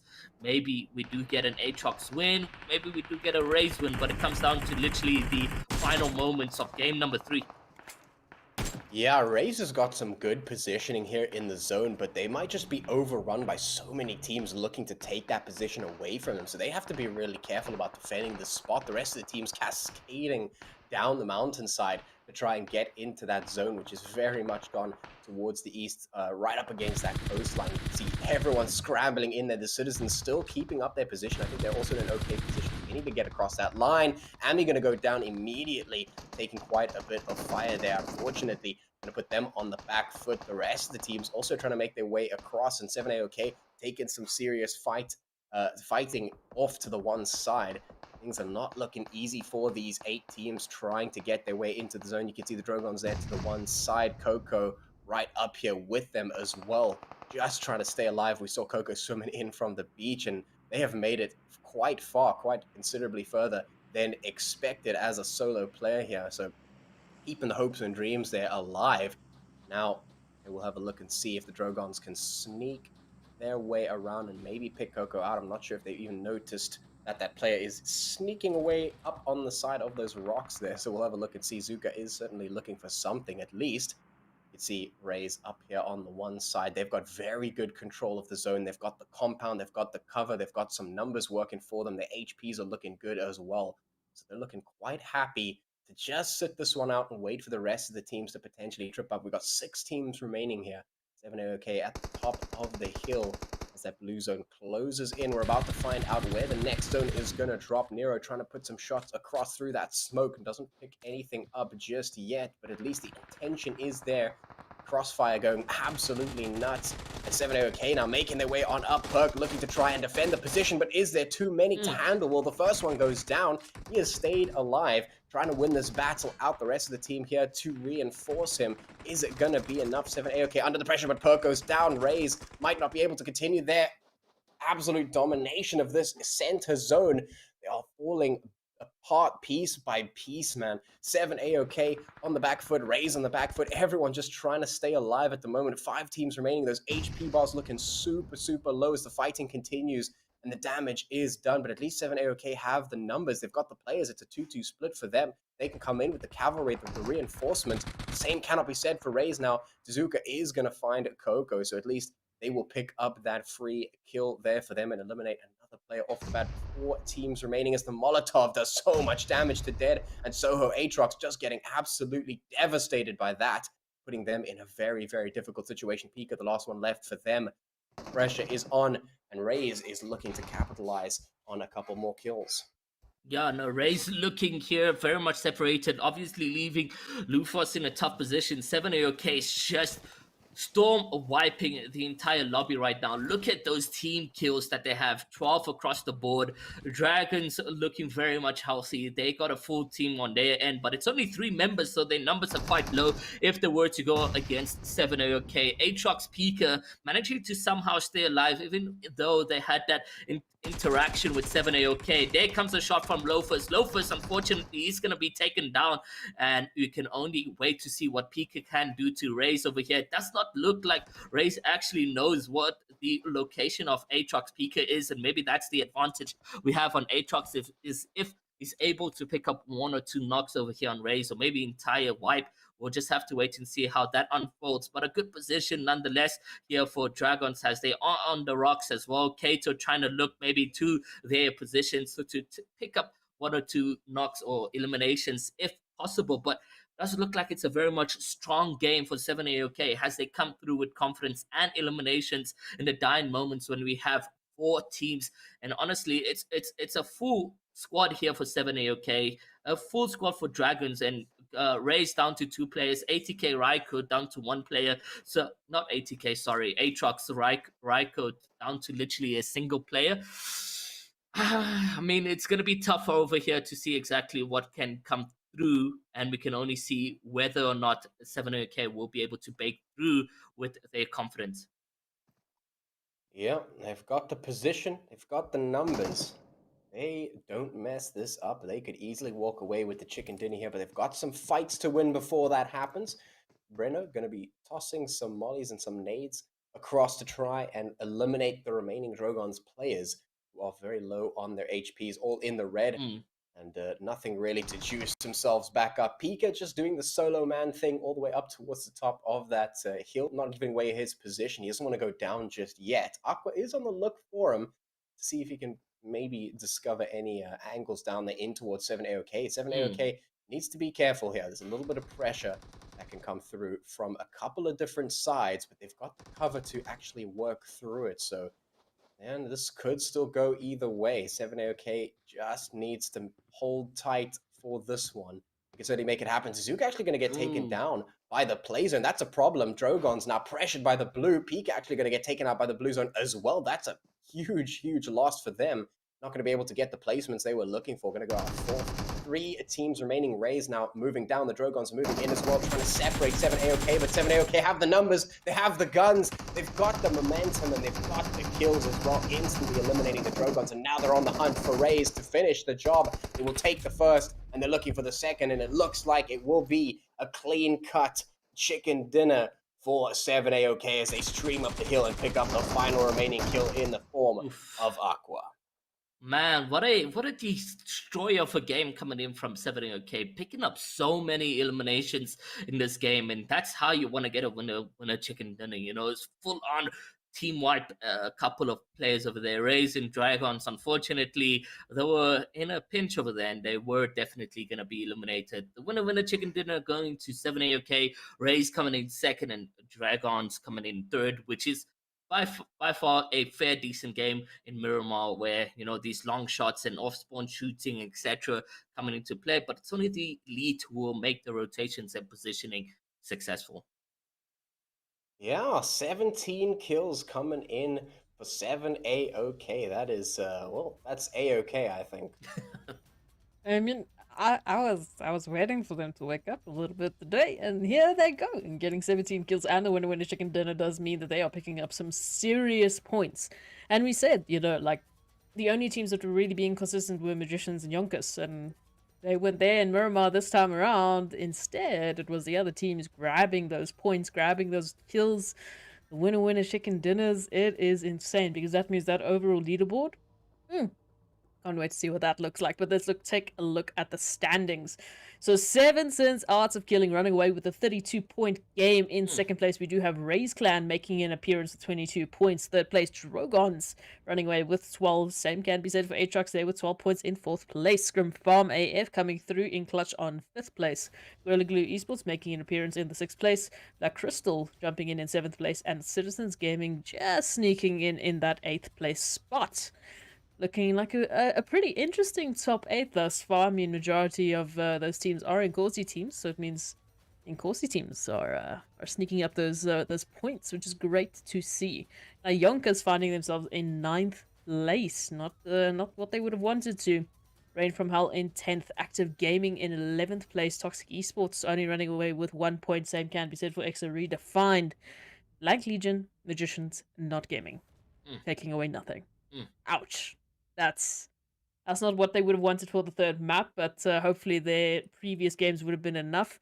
Still have one more map, and of course our MVP for Miramar is going to be 7AOK Breno, going around with 6 kills, 1,315 damage, yo, and a total survival time of 27 minutes and 44 seconds. I had to reread that. I was like, am I really looking at these numbers? Patchy, what? Woo! What is this? Dishing out some damage is what that is. 1,300 points of it in a single game coming out of 7 AOK. Makes sense, I guess, considering they took a very convincing win there. Nice chicken dinner and some serious kills to their name as well. That's the kind of numbers you want to be pumping out in a single game. And considering the fact that we only have one more left, I'm sure that a lot of teams want to be replicating that as well. Because, well, one game left to try and get yourself onto that first page there, the top 8, to make it up into that Umzansi League, of course. You also want the bragging rights, of that, number 1 spot. So, of course, you're going to be battling it out for that as well. It'll be cool to see, but certainly a nice performance coming out of some of these Inkosi teams. And like I said, some good potential. Good potential indeed. We're going to go right to a break so we can get set for the last map of today and really find out who's going to be those final 8 slot winners? Who's going to be going through to Umzansi Season 4? All the questions we are waiting for. So we're going to eagerly go to that break so we can get back as soon as possible. Stay with us. There's still a lot of action going down. We still need to find out who's the top 8 going through. So you have to stick with us. You have to. You just can't leave. I'm sorry. You just can't leave. We'll be right back after this break.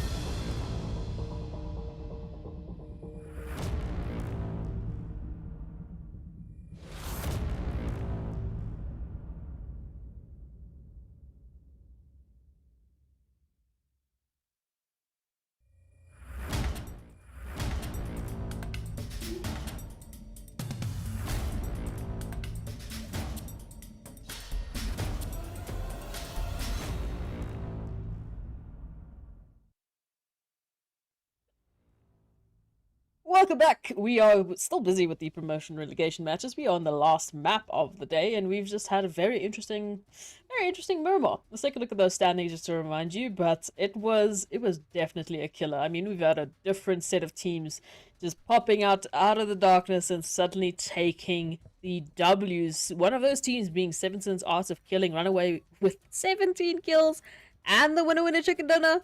Means that they're taking away those 32 points, which literally skyrocketed them to the top of the overall leaderboard. Which, remember, if you haven't, heard what I said earlier, we do show that during the break, we do show that during the timeouts, so you can check it out there, but we obviously will be showing it at the end of this map when we announce those top 8 going through to Umzansi Season 4.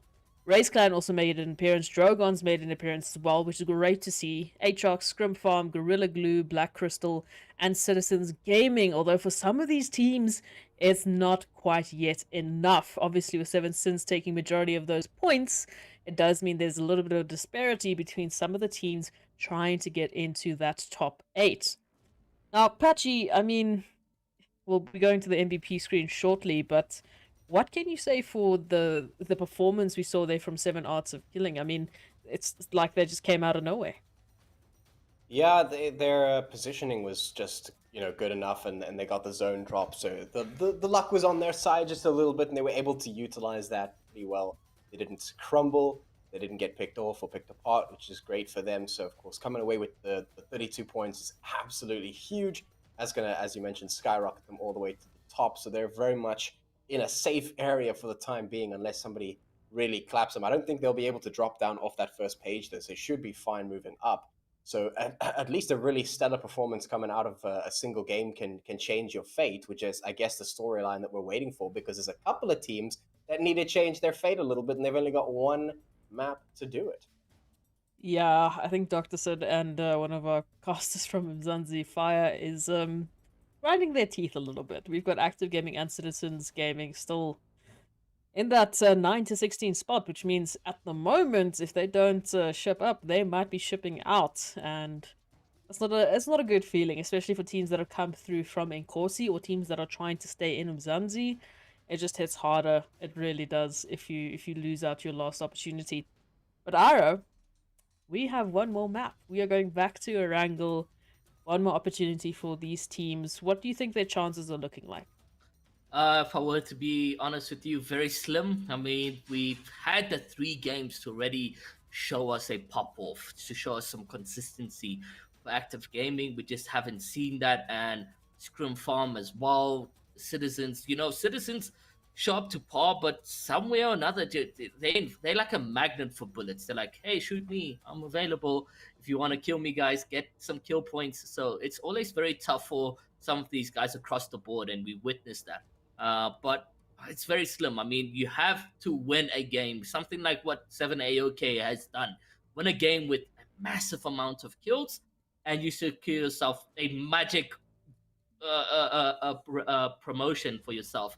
But it's almost slim. I mean, if they haven't done it in these 3 maps, it's almost as if they can just have nothing to lose and try to get as much kills as possible. And if it doesn't work out, they go home with being happy that they tried their best.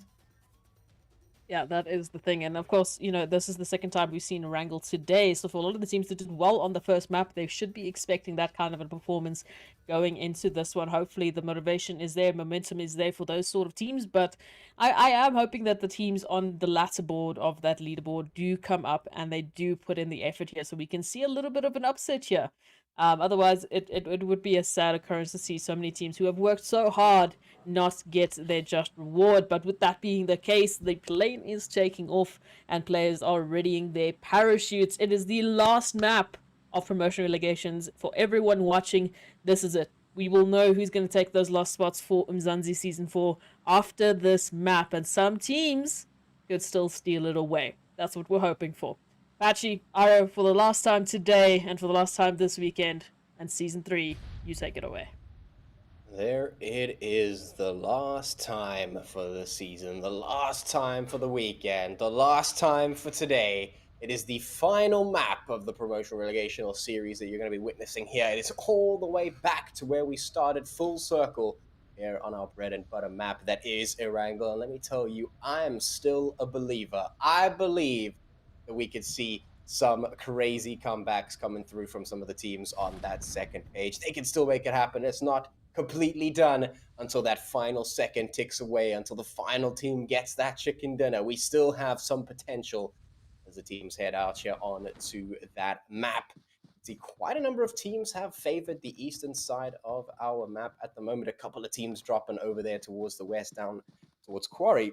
So some interesting clustered, but there is the zone heading all the way down to the southwest, all the way on that military island, all the way on to the mainland as well. So we've got some nice options here.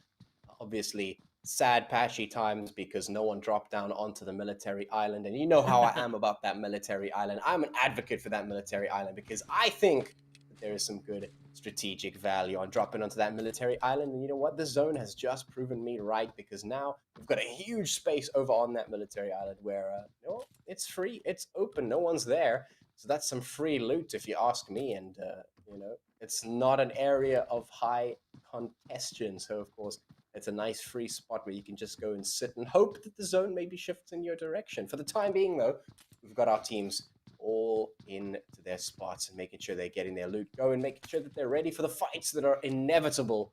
We're just going to have to wait and see which one breaks out first. Yeah, definitely. I mean, as it stands right now, some spots looking very congested. I mean, it's inevitable that they will need to fight each other.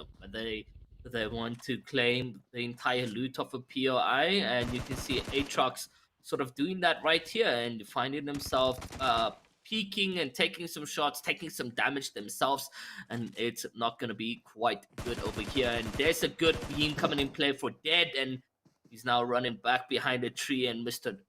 Roggy is finding himself in a one-on-one situation with Atrox. Dead, but Toxic, they got the Vicroy in today's promotion relegations. It doesn't look like this is the case, and he's gonna get beamed. However, while trying to reload, what a good time to take that peek. But Atrox teammates and so forth are saying, hey man, it's 2v1 now, and you're gonna find yourself in a tough position. Has Toxic, Mr. Roggy, most possibly will be dead over here. Oh man, what a tragic situation for our boy Mr. Raji out of here from Toxic. He's looking to try and land this final kill. Dead. Actually gonna get taken down there. There's the first knock, but Raji obviously can't go for the thirst, and the power of teamwork will succeed where bullets fail. And of course, Soho coming in to get that quick thirst here. Gonna be punching Mr. Raji to death. Feels bad, man. But at least it's gonna be a quick pickup for Soho. He's gonna get that a kill into the pocket, and that's an extra point for Atrox. So they're going to start out at least pretty okay. Not too sure why the rest of, or why Mr. Raji was so far away from his team, but there it is. The rest of the Toxic squad are going to be up towards Stalba. The rest of Atrox actually going to be split over towards Soferni, so that's a very interesting split. We've got a couple of scattered teammates all over the place. The rest of the teams going to be forming quite a line towards the northeast of the zone. The rest of the team spread out down towards the west. So we have some good spread from some of these teams. Active actually going to be moving straight across that bridge, or at least going to be camping that bridge on the west, which is a good spot if anyone decides to cross the bridge. Unfortunately, there's no one on the base to stop. So basically, we're just waiting to see if the zone goes north or south, because that will determine whether or not it's a good idea to cross that bridge. It looks like we do have a couple of players that are moving across as well in any case, which is good to see. Hopefully we actually see a southern zone finish, because we don't see any enough of those, and those are actually the craziest ones. So if we see that zone go down towards the south, I'm gonna be happy. It's going to be interesting. I mean, all these teams have to cross paths some way or another, but it's Erangel. We're going to definitely see a slow-paced game from start to mid, and then start to unfold in the end games. I mean, it's inevitable. It needs to happen. It's the Storm Eyes telling each other, or telling the oppositions and teams right here to say, it's time to fight. You're close to one another, but yeah, very disappointed to see such a unorganized drop spot or dropping coming in from Toxic. I mean, he was very much out of the bounds from Toxic, and There's no ways they were gonna get to him in time, and they down one man, and they've got, yes, they got the winner chicken dinner, but they did get it to them due to the blue zone. So it's very tough to say how Toxic is performing across the board today, but Active and them, like you say, it comes down to the wire whether or not they can get that winner chicken dinner and some couple kill points to grab themselves into the top 8. But it's almost near impossible. I mean, they're what, 10 points behind? Yeah, I'm not too sure. I'm not too sure how many points they actually need to get up. I think it is around that amount, about 15, maybe 20 points. But hey, who knows? Maybe it's still possible. They've still got some players on the board. They've still got some chances to make this work. And like I said, I'm still a believer. Right up until the moment they get eliminated, there's still a chance. Yeah, and we can maybe see that happening. For Citizen, you did see them being quite aggressive in that little bit moment they had. And here's C, positioning himself into military base, and it does look like they can loot up and get a lot more consumables. But Black Crystals making their way onto the bridge as well, or just around the bridge, not fully committing to the rotation into military base. On the other hand, you got a couple people on the edge in the waters, almost in the waters. Yeah, it does look like RAZE and them will be making that rotation, but Rain is just here to rain some bullets onto RAZE right now, and you're finding them very much pressured because there's no cover over here. They can only go underwater, but it's just a moment of time before they are forced back up into the area to breathe. And there's Neon coming in from behind, so they have the advantage over here. Rain honestly happy to be here and get some couple kill points. They even putting in their vehicles into the water to try see, but Neon may find himself in a one-on-one in the water with Perk. Maybe that will be coming into play right now. Has it crossed paths? Doesn't look like they notice each other, and there goes the shots. Now they can definitely scope in on Perk, and Perk is just staying under the water. Aqua now, unfortunately, not being in his inhabit, he's just not looking too good. He's going to be dying anytime soon. He's quite low on HP. RAZE, honestly, pressured moments right here. Has also the zone starts rotating in, and Aqua is going to be taken out by drowning, unfortunately. And that kill point won't be going to Rain, unfortunately. So yes, they put on the pressure and those killing and so forth, but it's just not them getting those kill points. Yeah, that's all off the back of a nice catch from Raiden. They're just catching RAZE out very, very in a very compromising position there. So that's a little bit unfortunate for them. They're going to basically get completely wiped out. That blue zone, of course, doing the rest of the work. Rain from Hell going to be able to easily rotate away from that, hopefully. Otherwise, they might just get caught in the blue themselves. Looks like the blue will be moving in, and the zone has shifted towards the west slightly, so that military island is still in play for the time being. We'll see how long it stays that way. Atrox is going to be moving down from the north as well as Toxic, so they are going to be caught out in the blue themselves, but at least it's not going to do too much damage to them. They should be able to make it up into that zone, no problem. The rest of the team's getting nice and concentrated in towards the center of that zone. They're going to be situating themselves in the best position, going to try and catch some compounds for themselves, get some cover going as well. It looks like we did get that rotate from C, so they're going to be chilling on that western bridge and potentially get some gatekeeping done if the zone does decide to shift over down towards the south, as it does do sometimes. For the time being, you can see Pennywise taking a little bit of a long-range engagement here with the Black Clovers, or the Black Crystals, my bad, right across the way on top of that hill. Pennywise just going to rotate away, keep in with his team, make sure that just keeping their numbers together, which is good to see. Going to be doing a couple of tricks and actually flips the vehicle in a nice quick kick flip there, earning himself 100 patchy points in the process. The Black Crystals here onto the top of this hill, going to have to defend their position with very little cover. So that's going to be a bit of a tough time as that blue zone is rolling in and things are getting a little bit closer and a little bit closer as time moves on. We still have plenty of teams remaining, so the fights have yet to break out, but certainly we are looking like they are getting closer and closer by the moment. Yeah, I mean, the The action is here, and we can wait until these final moments. BL picking up a kill on Toxic, and Toxic, unfortunately, finding himself in a predicament and tough moment in the final game over here. There's that confirmation from Rambo to pick up a kill on Toxic Bash, and we are seeing BC sort of position themselves all over Yonkous, if I'm not mistaken, over here. Is this Yonkous? It is. It Apache? looks like it. Yeah, yeah. It does look like it, yeah. Yeah. So I mean, like, they find themselves spread out quite well. They do got the defenses set up here, and this is rarely where you want to find yourself in.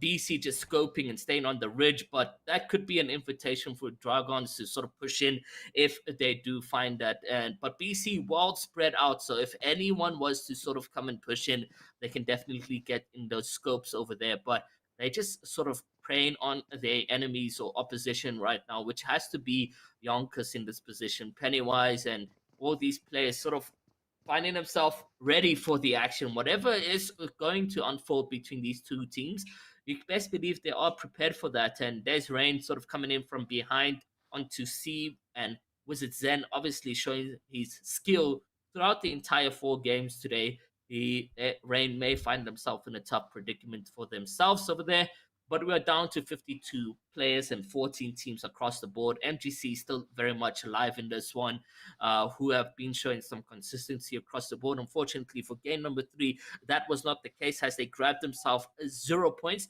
There goes the form of zone, and you can see that Sea Wizard and Rain do have the luck on that bridge to sort of make that rotation. But Active Gaming sort of controlling that entire area. So has Drogons, 7AOK still in this one as well, and they had a fantastic game for themselves.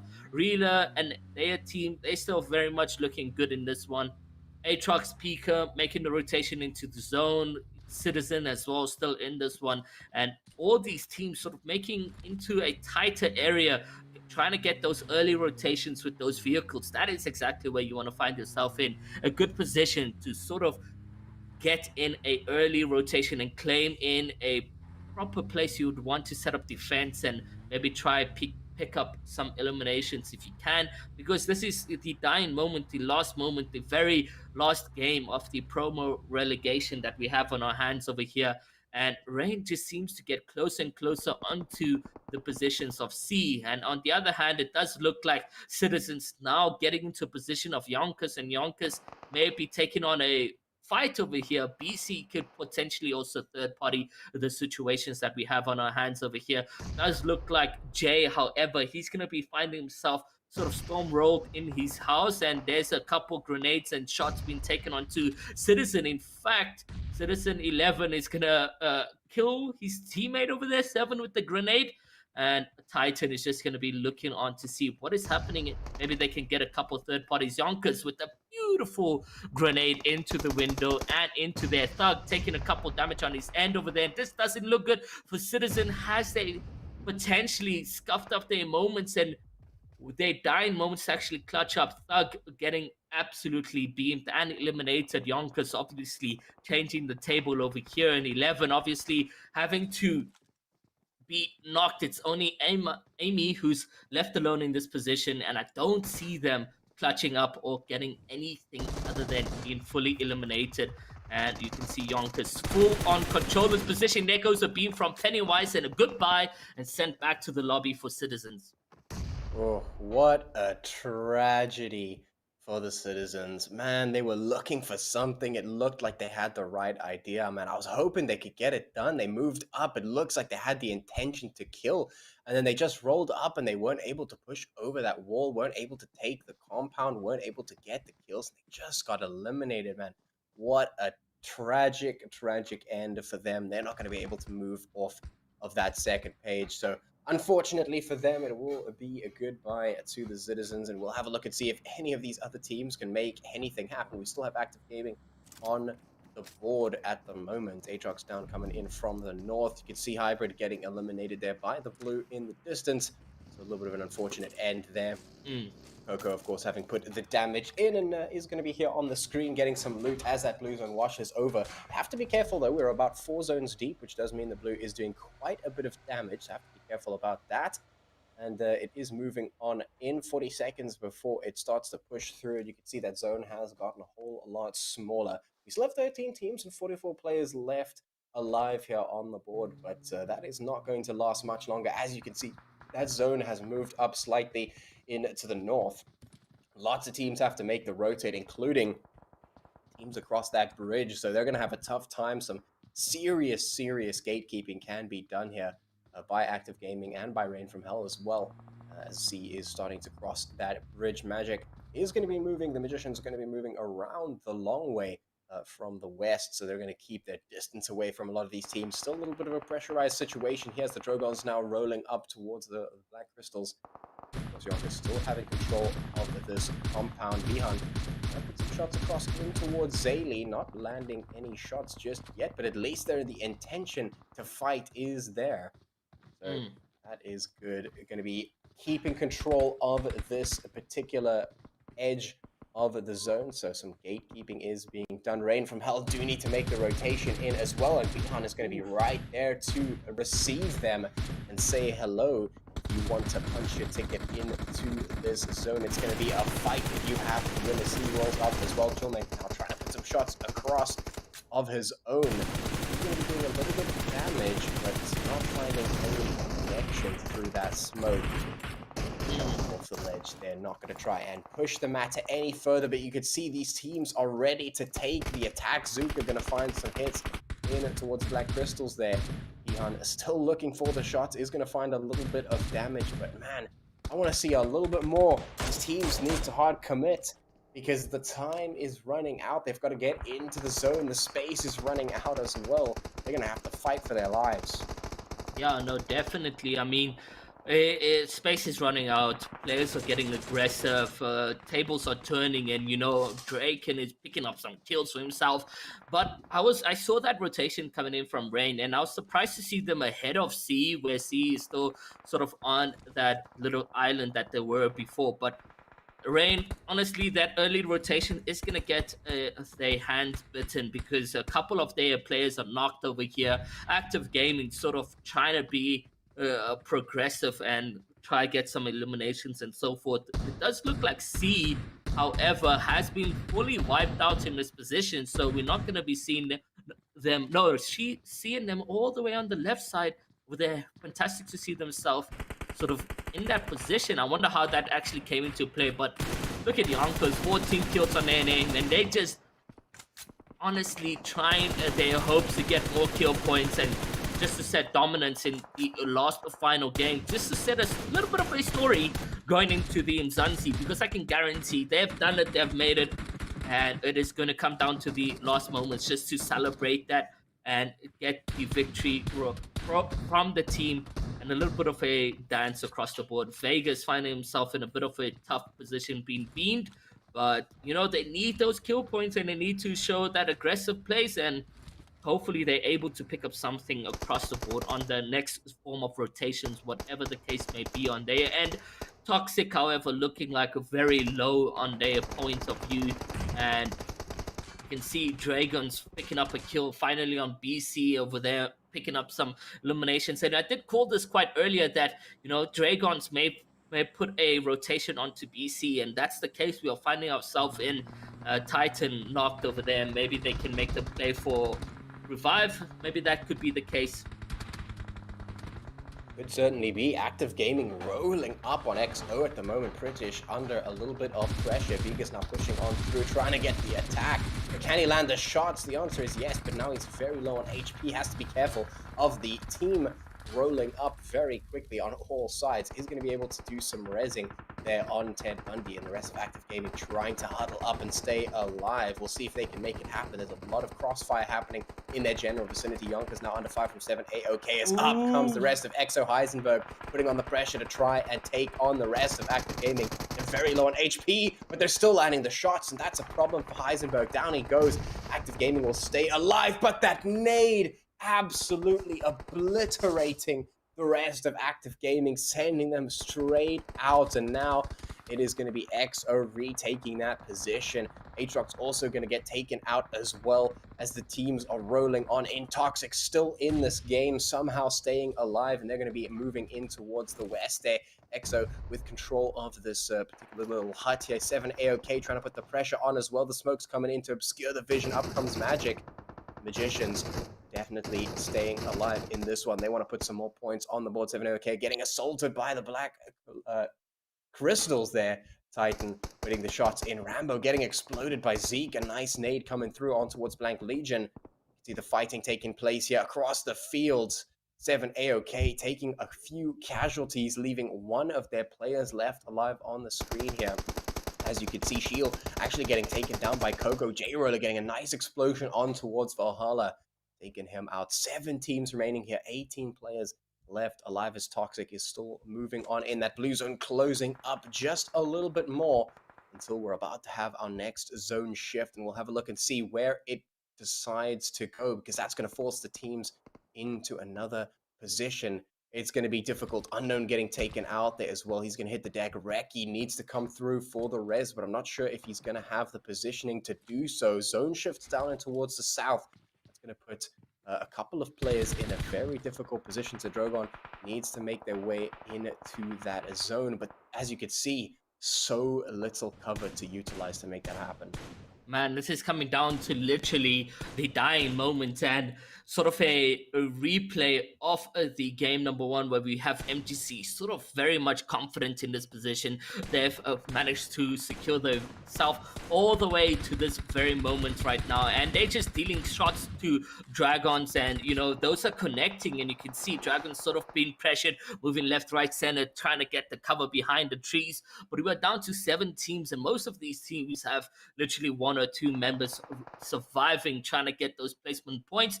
But there goes the Toxic, one of their members being eliminated, and it's just now down, I think, to Ricky on Toxic over there, who's left alone. 7 AOK being a solo, BC being a solo, and these teams honestly trying to do the most they can. J-Roll and them now trying to get into the zone, and they're going to deal some damage to MGC, and you can see Zeke, who's over here trying to deal, and it does look like they also have a full squad on their end, so it could potentially be a 4v4 situation between MGC, Roller, and Coco. But Coco looks like he's been taken down, if I'm not mistaken, on his end.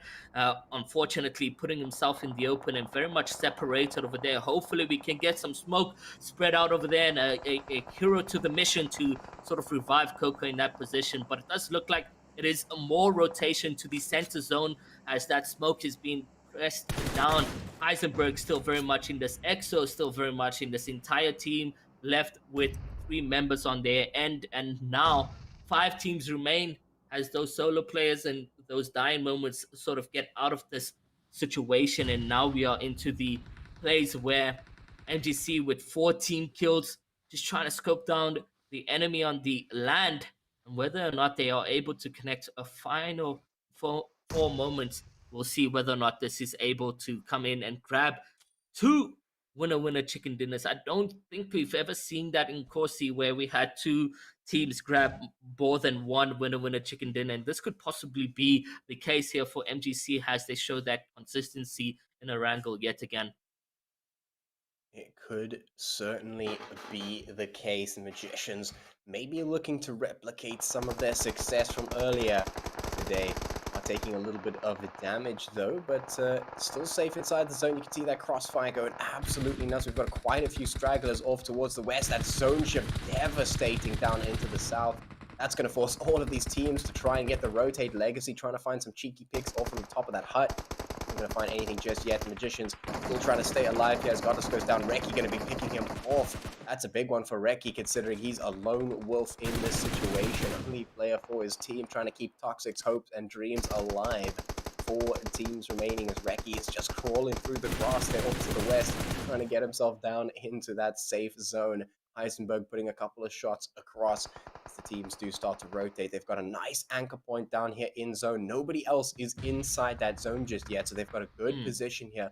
The Magicians need to make their way down, but I mean, as soon as they poke their heads around, they're going to be without cover. They have to run all the way across an open field to try and get into the zone, and that is just going to be a very difficult situation for them, especially with some watchful eyes from the other teams. Legacy still trying to put those shots in, is going to pick Coco straight on up. That's some nice kills straight in the pocket. There's still 4 teams, 8 players left remaining now as Shot after shot flies in. Rid's going to go down as J-Roller picks that one up. Legacy now going in for the res, trying to keep the team alive. But man, instantly annihilated from XO. They're just keeping their crosshairs trained on anyone who's going to try and get into that zone. They instantly get eliminated, and Reki still alive. The hopes and dreams riding on his shoulders. He has made it up into top 3 at least, but his position is known. Heisenberg tossing a quick nade over in that direction to try and get some damage. Reki is going to get flushed out just a little bit, and down he goes. Heisenberg nailing him straight into the floor. He goes out third with the rest of his team, and now Trip is going to be moving up here with J Roller. It's a 2v2. Yeah, They try and take on XO. It's come down to this moment already using the first aid kit, and he's gonna be downed. And I think this is a free winner chicken dinner going in the favors of EXO. But if they're able to do something, unfortunately not. EXO coming through with a secure on that winner chicken dinner, and they can definitely eat a full plate with those kills as well. Yeah, a nice couple of kills in the pocket, a nice chicken dinner coming out for XO. And really, now that we have seen the final game of today, we can take a look at those scores and think about what we're going to be seeing on that final scoreboard, because that final scoreboard is going to determine who moves on up. And I think we already know a couple of those teams that are going to feature in that particular spot. But the question is, who has dropped down from that first page into the second page, if anyone, and who's moved up from the second page into the first page? Yeah, I mean, XO Redefined seemingly needs to come out of nowhere for taking that winner chicken dinner, and a good number of kills. I think 12 kills at the end there, so that's a decent number of points to take you through. And as you said, I think some scorers are going to be shaken a little bit. Some teams are going to unfortunately be falling to that second page, and for some of the teams who've been putting in the work and staying consistent, they are going to be rested assured that they have found themselves a spot. And for the other teams, the 50-50. It's a close point at this time. But let's take a look at the standings in a little while, as well as our MVP, just to remind you, and take a look at the total number. There you go. Exo Redefined 27 points in first place. Gorilla Glue Esports coming through in second place with 20 points. That's quite a big margin. Might be enough to find themselves on the first board. Magicians in third place with 14. Toxic Esports in fourth place with 12 points. La Crystal in fifth place with 9. Sins Arts of Killing, a little bit quiet this time around, but in sixth place nonetheless. Drogons in seventh, and YONKOUS rounding up your top 8 for the last Erangel of season 3. Wow, I can't believe I'm saying that. But ScrimFarm in 9th place, Atrox in 10th. Rain from Hell, Active Gaming a little bit quiet again. Blank Legion getting a few points, but still pretty quiet. RAZE CLAIN in 14th. Citizens Gaming in 15th, and Not Gaming in 16th. So this is, yeah, let's take a look at that MVP, and then we'll have a little discussion about what we think that overall leaderboard is going to be looking like. Initially, you know, we had a few teams that really did well. Sevenson's okay had seemingly taken that top spot, but I think this time around it may have shaken things up. So your MVP for the last Erangel is Heisenberg from XO Redefined. No surprises there, with 7 kills, 595 damage, and a total survivor time of 25 minutes and 13 seconds. Last MVP done and dusted. So Patchy, here's the question. What do you think that final leaderboard's going to look like? That is a good question. I'm not too sure. I think I saw Toxic put in 12 points there. I'm not sure if that's enough to make it up off that second page. It might be enough to squeak one out. I'm not 100% sure. Personally, I don't think it was. I think they needed a little bit more than that to make it up, but I could be wrong. I mean, the math will tell us at the end, and as you know, I'm not the maths guy. I'm just I'm the everything else guy except the maths. So I won't do any maths. I'm just going to say that I think they probably needed a few more points to get it up onto that first page, which is a little bit unfortunate, but at least we saw some nice secures from some of those top teams like 7AOK. We'll see who else made it on there, though, as soon as that leaderboard does come through. But yeah, I don't know. I think it's a little bit unfortunate for a lot of those teams who will find themselves on that second page. Well, for everyone watching, we do have the final board ready and done. So this is going to be the top 8 teams taking the last slots in the next season of Umzansi. And here they are. First off, we're going to be congratulating 7 Arts of Killing going through and finding themselves the first spot with 65 points. Magician's Consistency came through in clutch in second place with 61 points. Gorilla Glue Esports have made it in third place with 43 points. Toxic Esports, one of your only Umzansi teams actually staying in Umzansi for the next season with 39 points for today. Exa Redefined in fifth place with 37. Atrox in sixth. RAZE Clan in 7th, and YONKOUS just sneaking on in 8th place. So absolutely congratulations to our plethora of Inkosi teams making it through and getting promoted to season 4 of Umzansi, and absolutely congratulations to Toxic Esport for managing to hold on to their spot. They will be coming back for the next season, which is great to see. So, I mean, 32 points in 8th place. Let's take a look at the next page to see how close it was. And there it is, Drogons in 30th, with 30 points, sorry, in 9th place. I mean, a total difference of like 2 points. And then it was Rain from Hull with 20, Black Crystal with 18. So it was fairly close. But unfortunately, we will have to say good day and come back for Inkosi Season 4 to these teams. So Drogons, Rain from Hell, Black Crystal, ScrimFarmAF, Citizens Gaming, Active Gaming, Blank Legion, and Not Gaming. Thank you so much for taking part and putting your hearts out on the field. But unfortunately, we will hopefully see you in Inkosi Season 4. And they'll have to take the long road again to refine those skills and come back even stronger. Patchy, what do you think about that? I mean, first of all, really, really close game for teams like the Drogons and Rain from Hell. Unfortunate that they didn't get the points necessary to make it up, but man, Toxic making it in. I didn't think they were going to be able to, but you could definitely tell I'm bad at maths, because damn, there they are, right up there on that first page, and so congrats to them for making it up there. Good stuff. And then, of course, all the Inkosi teams making it in. Really, really good to see that we have some good competition coming through into the next season of Umzansi. All I can say on that regard is just good luck in your endeavors, because you have gone out of the grindstone, and now we've got the huge fire that is Umzansi waiting for you right into the next season. Well, speaking of that, thank you and goodbye to Season 3. It's officially done and dusted. These are the last matches for Umzansi Season 3 and Inkosi Season 3. It is done, dusted. We're going to be going on to even numbers next season with Season 4 rolling around, just around the corner, actually. It's pretty close. And, of course, if you want to stay up to date with those sort of dates, you better go check out the Not Gaming Africa YouTube, Facebook, Twitter, but, of course, the website. The website will have all those details for you, and all the social media pages do lead to the website at some point or other, so maybe just start there instead. But thank you to Patchy and Iro for being with us for this last day of Season 3. That's insane. I can't even believe we have got to this point, but it is done. It is dusted. We know who's going through to Umzansi, and absolute congratulations to those teams who have made it, who have promoted themselves into it. And Iro, I mean, as our Inkosi expert, what do you have to say of the fact that we had 7 Inkosi teams actually find themselves a promotion today? I mean, I'm excited. They're going to be ball rolling and seeing what it's like up against Umzansi, best of the best, and so forth.